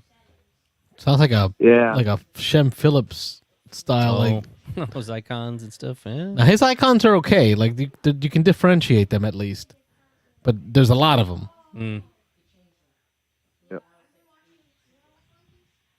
So I hope to play that more. I think I'm going to try to host a game of it this Wednesday. Okay. We'll see. I think it's going to take a few plays. Moving on to Trajan, number 19. This has been there a little bit. This game will almost always be on my top 20. I don't know. At 19, it's only 2 bumps away. Yeah, hanging on the edge. I know. You have to play it again to restack it. Got to play it again to reorganize it. Yep. Number 18, a little more recent play, was Cthulhu Wars, which Rob was a part of. Yes. This game is just not going to get played all that often. I'm trying to schedule a game of it for DTE, and I'm not even getting people to sign up. Really? I don't see it played a whole lot. There's a lot of bad press going on with Peterson Games right now too. Some sort of takeover and family arguing back and forth, and they've not delivered a lot of products at all or well recently. So that one may not last. This is the big dudes on the map game. Oh yeah. All right, now Jim, huge dudes on the map game. William and I are focused on playing war games. This DTE, Dice Tower East. So if you're going to set up a game of this, William and I'm certain, I'll speak for William. I don't often speak for William, but I would speak for William. This would be a game right up his alley. I'd be down to play. You want to set up a morning for us to get this in? You got 2 players, William and I. I would call it a war game. Dudes on the map? Yeah, kind of. Dudes on the map. It's got that same thing with sites where if you have the right faction you want to fight and have wars, if you don't have the faction that it benefits, you don't want to have wars. Yeah, there's definitely, it's not all about punching each other. There's some that are definitely. But not all war games are all about punching each other. I guess, yeah. Twilight Imperium or Twilight Struggle. This is very asymmetric, very different. You got to really know what each person's things are capable of, what special abilities they have, what special powers they have. It's definitely a little bit a Euro because you're trying to do things to complete objectives so that you can get more powerful. So there's multifaceted. Yeah, there's a lot. I like on this it. One. Yeah, and it says 120 minutes. It's a build-up to chaos. It's actually not a long game. Everybody thinks it's a long game. It is not a long game. All right, so you bring it to Dice Tower. You got you have my sword. Well, you say you've already got a post up for joining, right? So all these guys got to do is jump on and join. Yeah, I think I have it set for Friday at noon. Actually, I got to look. Okay. It might be Thursday at noon. All right, that's number 18, Cthulhu Wars. Yeah, I'll definitely give it a run through if you guys want to play it. I love it. I like to describe it as a build-up to complete chaos. Are you playing with the expansions, or are you planning just to play the base? It's not really expansions. It's just the additional more pieces. Yeah, the additional stuff, I guess, is the question. I definitely prefer it without. I'm pretty firm on that, but yeah. Yeah, there's neutral monsters that you can acquire, and then neutral gods you could also acquire. I mean, the game we played, I don't think anybody took the god, but yeah, I know Alex agreed with me that God, great old one. We stayed away from that just because there's already enough going on with trying to figure out what each person's faction does, and then you start drafting these additional things that give them other. No, that's for that core group of players that play it regularly. Right. Yeah. Unless I've played it 10 times and I'm getting bored with it. If I had to say, I would say base. Yeah. If you go base and these guys play, you can pencil me in as well. I'll jump there's list, three. So you got his bow. You got my sword. You got his bow. You got Will's axe. Let's go. There you go. Yeah. It's a fellowship. On it. Number 17. All right. Tekenu. A game. This is another. I'm dying to play. Sorry to cut you off there, but game I'm dying to play. This is one probably right now, definitely in my top 10 must-play games, maybe close to my top 5 must-play games. Yeah. This is one we got to play sometime. I find it's very comparable to Trajan. I get the same sort of feel out of it. It's very similar to that, where you've got different areas in the board that you're trying to leverage in a certain way to build up exploitation of scoring points. Mm-hmm. Carlos is clicking on this to look at it, but it's Euro. It's definitely 100% all the way Euro. Oh, yeah. And it's another one that there's an expansion for. Okay. First time without the expansion, Jim. I know you like jumping in, but you got to ease us newbies into it. Yeah. I'll put that on the list of ones to bring up for you. Sweet. I appreciate that. If not, I'm sure they've got it there. Yeah. I'm sure you'll be very familiar with number 16. Oh, yeah. All-time fave. The only thing is talking about expansions, I will almost only play this now with all expansions. All. He said all. I know that Dice Tower just had a discussion about that. For you folks on the podcast, he's talking about number 16, Terraforming Mars. Terraforming Mars. That's 15 spots too low. About right, yeah. 14, 15 at least, yeah. I did sign up for a play of it with all expansions at Dice Tower East. I love this game, but I don't think I will ever play it with all expansions. Y'all keep saying this sign up. Where is this sign up we're talking about? On tabletop events. Tabletop events. Which is where you have to go to buy your badge and all that stuff. Or no, is it not on tabletop? No, it's on BGG. Oh, it's on BGG. It's on BGG. Oh, did they use BGG for it? Okay, sorry, BGG. Yep. But there's a link, I think, through tabletop events that you can get to it or something. But yeah. I miss the days of the binder. Oh, get up in the morning, go look at the binder, put your name in there. No, everything's online. These kids these days. Oh, man, I'm too old for this. No. But what I'll say for Terraforming Mars is, I mean, like Venus, I could probably do with or without that one. The colony ships, do with it. Turmoil, I think, makes the game so much better. You love I don't know why what? some people don't appreciate it. How much raw? This is why it's 16. Yeah. If you just take out Turmoil, it'll rise on the list. Yeah, way up. No, Turmoil makes it. I mean, Prelude is a given. You have to have Prelude. That's Everybody have knows to. that. Yep. But I think Turmoil is the underappreciated enhancement of this game. You got to change my mind. I got to try it again one time with Jim so you can change my mind. Okay. Number 15. Oh, we've been talking about this Underwater City. Yep. All right. I actually do agree with you, Rob. I don't like the expansion track where you're going around for all those achievements. Okay. I think that takes away from the game. Okay. What I do like from the expansion is the asymmetric assistant. Oh, okay. Yeah. I forgot about that. Okay. At the beginning, usually you all play just a standard assistant. This one gives you a choice of the standard one or one of 2 asymmetric ones. So, yeah, that was a nice little touch. And then just, the triple layer boards are so nice to play with. Oh, yeah. Nice boards. Yeah. So, I guess just on that topic, I assume you could play, again, I've only played it once, I assume you could play without that expansion board and still have the extra assistance, right? I don't think that changes anything. Yeah. Okay. That's what I would do. I would just not put those little chits on the board. Yeah. Yeah, and then just play without it. Okay. And the one side of the expansion board has where you acquire the chits, the other doesn't. So you could just play the base board side. Well, Alex and I were talking. There are actually boards that comes with like 20 different boards. Some of the boards actually did not work with or for that other track. The expansion. Okay. Cool. Yeah. All right. I'll. That's a great. I've actually played that 3 times already this year. Okay. Yeah, I enjoyed it. I want to play again. Like I say, now that I got to play down, I know what's going on. I'm ready for my second play. 2. 14. There's an interesting one. Firefly the game. So I just fell into that at Escape Winter and really liked it. And then Brandon Lippy was hosting a couple games of it until he started doing some home renovation. So I played that a few times this year. It's just maybe it's more of a Space Geeks role playing game almost. Okay. You know, it's a lot like Star Wars Outer Rim, but more. Longer? By more you mean longer? Galaxy. Longer, more interaction, more cards. So same thing where you're going around the galaxy, you got to draw cards for whatever area you're landing on or going through.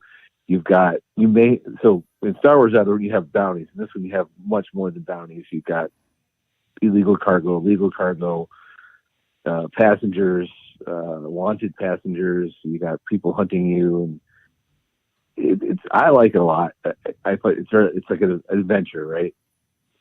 This came up on Dice Tower just in the last couple of days. I remember they were talking about it. I won't spoil where it was, but Tom said, "You see those people on the cover? You may play the whole game and never see one of those people from the movie or from the shows." Yeah. So he's like, "That's one of his big knocks on the other is that it can overstay its welcome." But go ahead.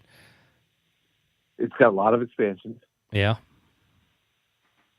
I actually went back and rewatched the series and the movie just to and still there's so much stuff in the game that wasn't in any of that. Well, yeah.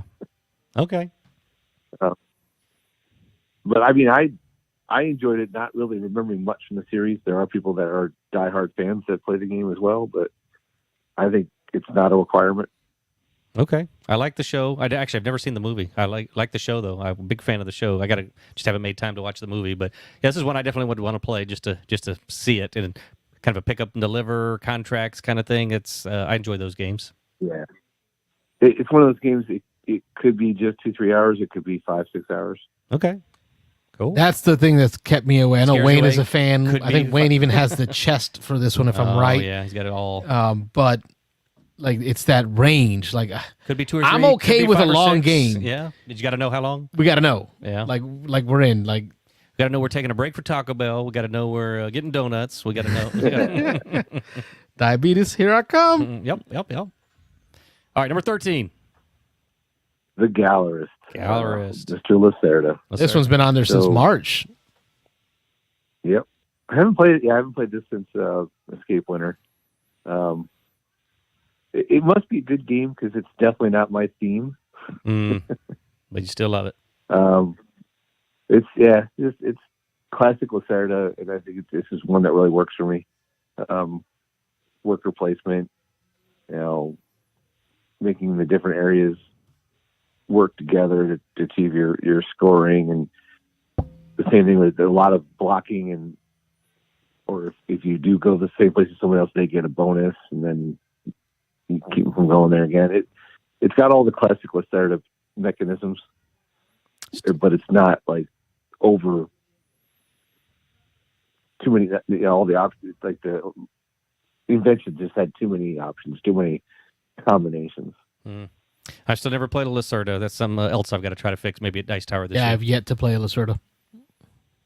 Yeah, if you're gonna play Lacerda, I would say Gallerist or On Mars for the first time. Yeah, maybe On Mars. That's one I'm liking the theme idea. Yep. Okay, let's maybe make that happen as well. Xenos is in. Yeah. Number 12. Revive.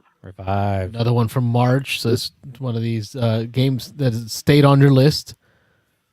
Yeah, but this one will stay here. I got to get it out again. This is one I really want you guys to try. I played it at Dice Tower last year. You did? I liked it quite a bit. Yep, I liked it. It's another game I just got to play again, just because it took me a couple of rounds to figure out how the game worked. But now that I know it, I want to jump back to it. Would you say it's a Euro with a touch of 4X? Yeah, that's not completely off base. Yeah, that's pretty decent. Yeah, I love it. I can't get enough of it. Yep. other things have been taking precedence. Right, Yeah. that's what I was going to say. It happens. Except for it's been since February. Number 11. Great Western Trail, New Zealand. You're loving these Great I Western used to Trail be games. I used to love Great Western Trail, and I kind of burnt out on it. And then I fell into a play of it at Who's Turn Con in January, and I picked up a used copy of it and played it a few times since. I think it's, if you've never played Great Western Trail, it's probably not the best one to start with. But if you, in that same situation where you play Great Western Trail and you're just kind of, this changes it up enough and adds more to it, I think it makes it better. Okay. One of the big things I like about this is in Great Western Trail, you kind of get hand bloat, or if you get too many cards in your hand, you just stale Yeah. and stagnant. In this game, it introduces a lot more cards, but the cards are move more. So instead of having the card into your hand, you actually have to have a use for it. There's cards that give you a medium to small bonus, but then you just immediately discard it and draw another one instead of just holding it in your hand. Okay. I think that was a huge improvement for the game. Cycle those cards, cycle those heifers. Well, not heifers now. Yeah. Now they're ewes. Yeah. Yep. All right. Sheep instead of cow. Top 10. Ooh, here's one I'm not sure about, but Apiary. Tell me how you really feel, Rob. yeah, well, I don't think any of us were huge fans the first time we played it here. But yeah, go ahead, Jim. I was not expecting to like this game. I thought it was going to be one of those cutesy games that, Flamecraft, okay, it's nice, but whatever. I really like it. It's a Apiary hit off for you? It's got a lot of things that click for me. Just, the different goals and combinations of, again, one of those games where you can create a ludicrous point scoring engine. Ludicrous. He went big. Somebody say ludicrous? Yes. Ludicrous speed. Number 9. I think Rob mentioned this earlier. He was involved in the last game I played of this, Eclipse.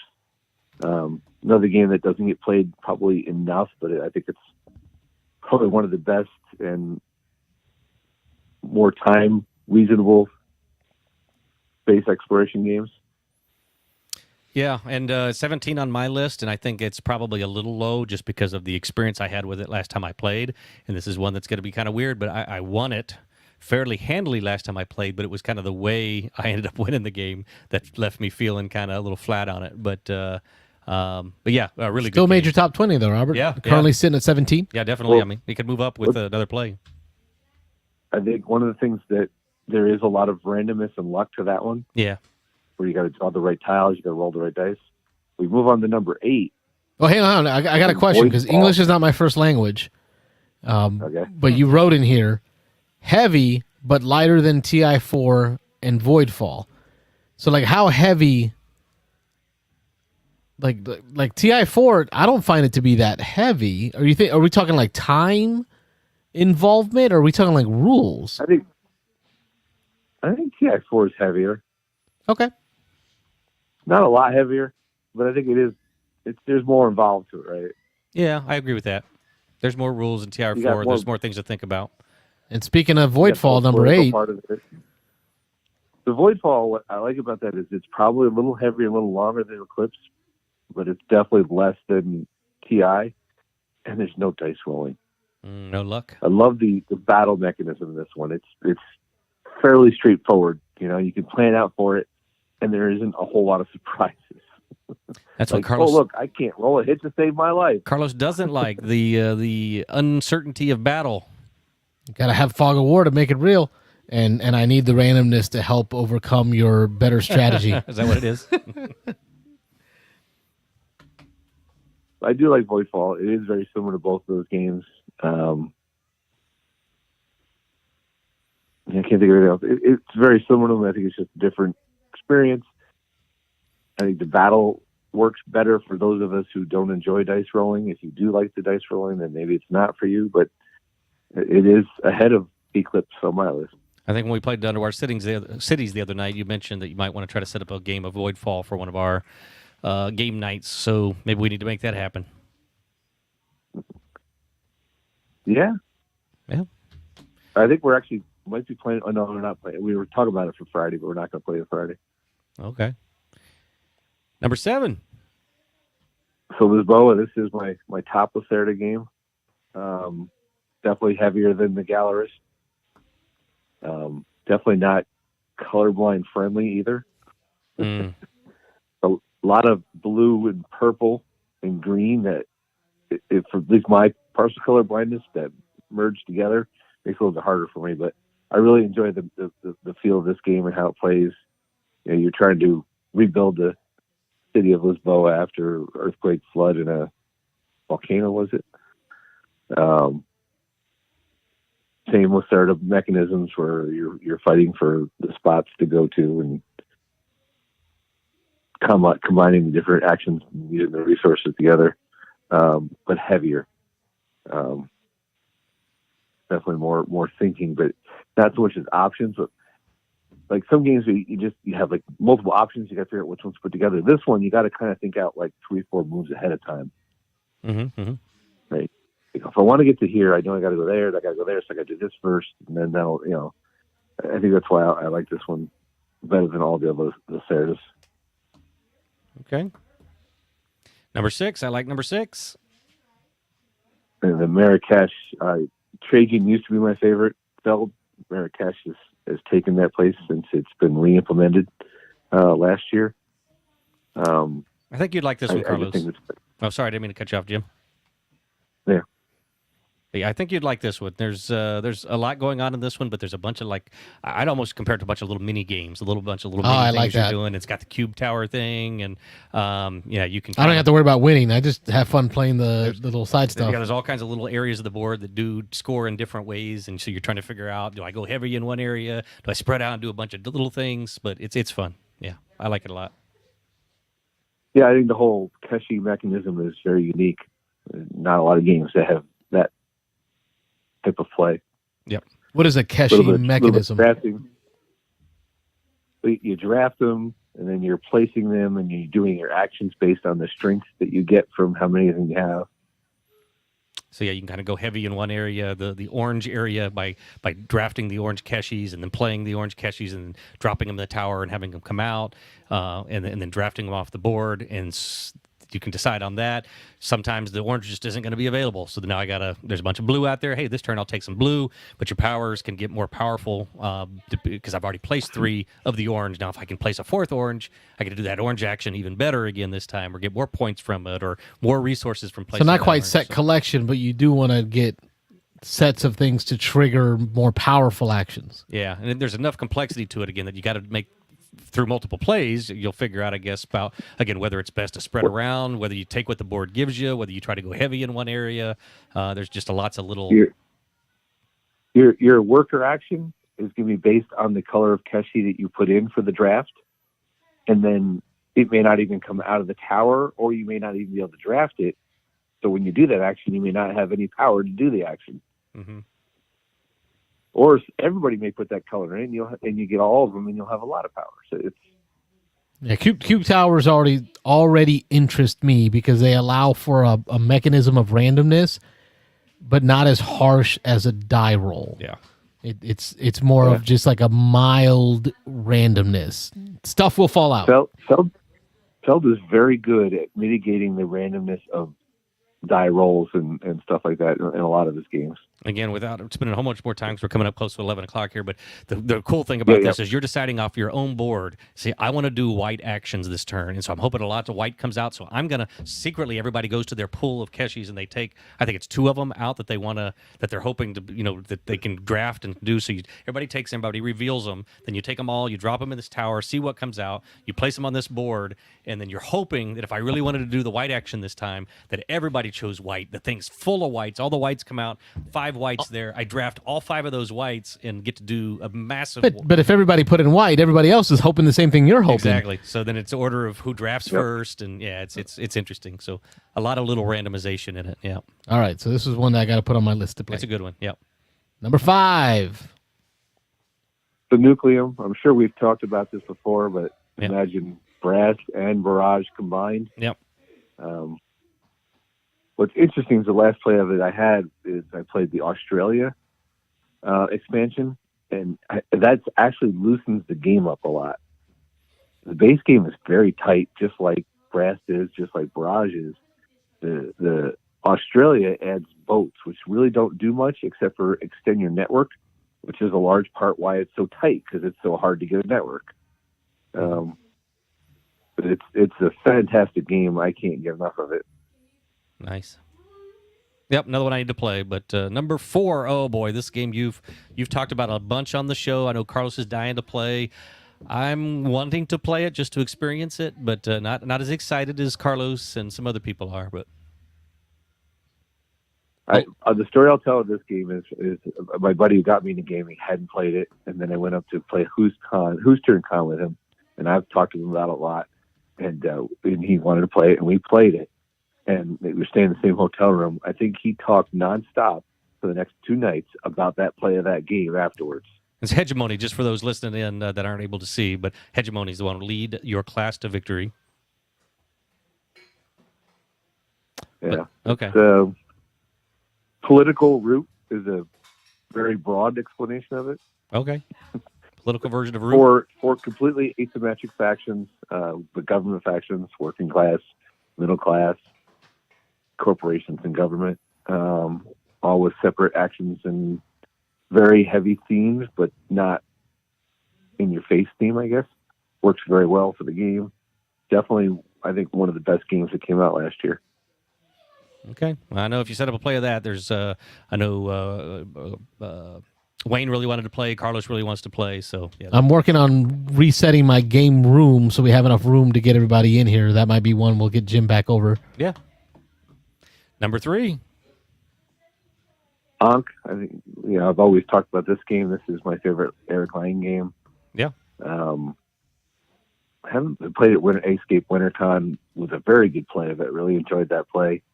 My top 3 of all time, I think, as well as my top 3 of my 20. I just like how all that game works. I like the table presence of it. It's a typical Eric Lang game where the obvious way to score points is not the obvious way to score points. You think, I'm going to win battles. No, it's not all about winning battles. It's all about using your faction's strengths to their best in order to score points, which may not be winning battles. Number 2. Dune Imperium. Have we talked about that before? We have. Minus the Uprising, but yes. No, because of the Uprising. Okay. And on that note, right to number 1. Scythe. Taught this at PGG a few weeks ago. This is just... You taught it? There's people out there who have never played Scythe before? Yeah. Wow. They do exist. There's a gentleman at TGG, Brandon, who is a heavy gamer like myself and Rob, and we've been exposing him to many new games. This is one that he hadn't played. So okay, well, how'd that go over? It was great. I very rarely win this game. It's funny. Like, I think of the top 3 games, the only one I win more often than not is Dune. I can't remember ever winning Scythe. I just can't. I know. I don't. I think one game I can remember I've won of it that I played it, maybe like of all time. Chad Stilson agrees with you. He says, "Oh yeah, Scythe is my number 1 as well." This game's got staying power. It does. I think I'm just sad that there's like no new material for it. Although I did pre-order. We still got to get the modular board to the table, Robert. Yeah. And if we play that this year, I wonder how far up the list it'll go. Yeah. Yeah. We haven't. I don't even know if I played this game last year. I must have played it at some point last year. I don't know if I did. I'm not sure. Anyway, yeah. All right. Jim Odak bringing the top 20 list, keeping it a call-in show. I'm loving the Euros. Thank you, gentlemen. Sorry to take up so much time. No, you're good. Took us right up That's to exactly what we needed. You guys to 11 o'clock. Yep. Like, mission accomplished. Don't have to beg for any more calls tonight. Yeah. Now, don't forget, next week, Jim, we're doing the voicemail bag. Yep. So I'm hoping that you'll drop in a voicemail with your favorite designer and why it's not Lacerda. Maybe not. So I got a question on that. What defines a designer? So, like, let's take Scythe for example. Do you consider Stonemaier the designer? Or do you consider I can't remember the gentleman's name who does the art and the theme? Definitely Stonemaier on that one, or Stegmaier on that one, I think. Yeah, to me, it's the person that does the mechanisms, the gameplay. You know, because yes, there's a big impact to the folks that do the production, right? The aesthetics of the game, but I really think it is for me. For me, you know what? It could. And remember, Jim, I have no hard, fast rules in my life. Of course he doesn't. Everything's on a spectrum. I'm just the opposite. I say, if you have a question, go check BGG. BGG will set you straight. They have the rules. If you want to call in and tell me why the artist on this game is your favorite designer, I'm down. You can be wrong. Let's talk. You can be wrong, but okay. Yep. Chad Stilson says the world building is Jakub Rosalski. Jacob Rosalski. It was a hard pronouncing name, which is why I don't remember it probably. There you go. But I haven't been deep into gaming enough to like really like know all of the, you know, I know Feld and Lacerda, you know, and Lang. Outside of that, I struggle a little bit, right? Especially like with the Stonemaier games, like, because they are different people like involved, like Viticulture and Scythe, they're really different teams, but it's still Jamie. Yeah, I think Jamie did both of those. I mean, there's some, obviously, Wingspan, it's Elizabeth Hargrave. There's a few that are in the Stonemaier family that aren't Jamie, but Jamie does most of them. So that'll be a good topic for another show, is like the publisher, right? Like, so that's different. Yeah. It's very different. Oh, yeah. Because the catalog that a publisher has, you know, we talked a little bit about that last week. I do have some favorite publishers, and that include a variety of different designers, but the games are all have some similarity that keep them in that catalog. So that'll be a fun one to do. But for this time, it's going to be designer, and that can be whatever you want it to be. As long as it's a voicemail, it can be whatever you want it to be. I'll try to hold back my dislike for leaving voicemails, and I'll leave you a voicemail. My man. Yeah, and feel free to call, of course, and chime in on the show, but you can start off with a voicemail and then... Listen, you've called in so much that at this point, AI can already replicate your voice and get it to say whatever it wants to. There's enough of your voice on the internet. You know, don't worry. An extra voicemail is not going to change a thing. I think AI will actually portray me in a better light anyway. So. Oh, all right. That's not hard to do. Like, we know you personally. Oh, on that note. Appreciate you, Jim. Thanks for calling in, Jim. Have a good night. Good night. All right. Right on 11 o'clock almost, Tim. You know what's crazy to me, Rob? Like, I know we started the show this way. Well, just you and me. Sure. Right? Like, that was our thing. And we did an hour. And, like, you know, we got together today and we're doing this something in 2 hours. It's going to be hard to fill. Nope. And again, like it shocks me every week how easy it is to do this. I worried about the first 5 minutes of our show tonight. I was like, we might be cutting this a little bit like a 10:30 show tonight. But and no. A few phone calls. All it takes is a couple of phone calls from some friends of the show. Yep. And just a few topics, and man, 2 hours flies. We'll get it rolling. So always fun, always enjoyable. Thanks for putting all this together. Thank you, folks, for joining in. For you folks, again, I'm going to say it again, for you folks who are listening afterwards, make sure to join into the conversation. Fill the voicemail bag. I want to fill the voicemail bag with your voice talking about the game designers that you love and the games that you love that they provide you. Minute, 2 minutes on the voicemail. We'd really appreciate it. I'm Carlos. I'm Rob. We're the Beans and Dice Podcast, a podcast about how we game. Good night, everybody. Thanks for watching the Beans and Dice Podcast. Don't forget to like and subscribe. Next week, fill in that voicemail bag. What?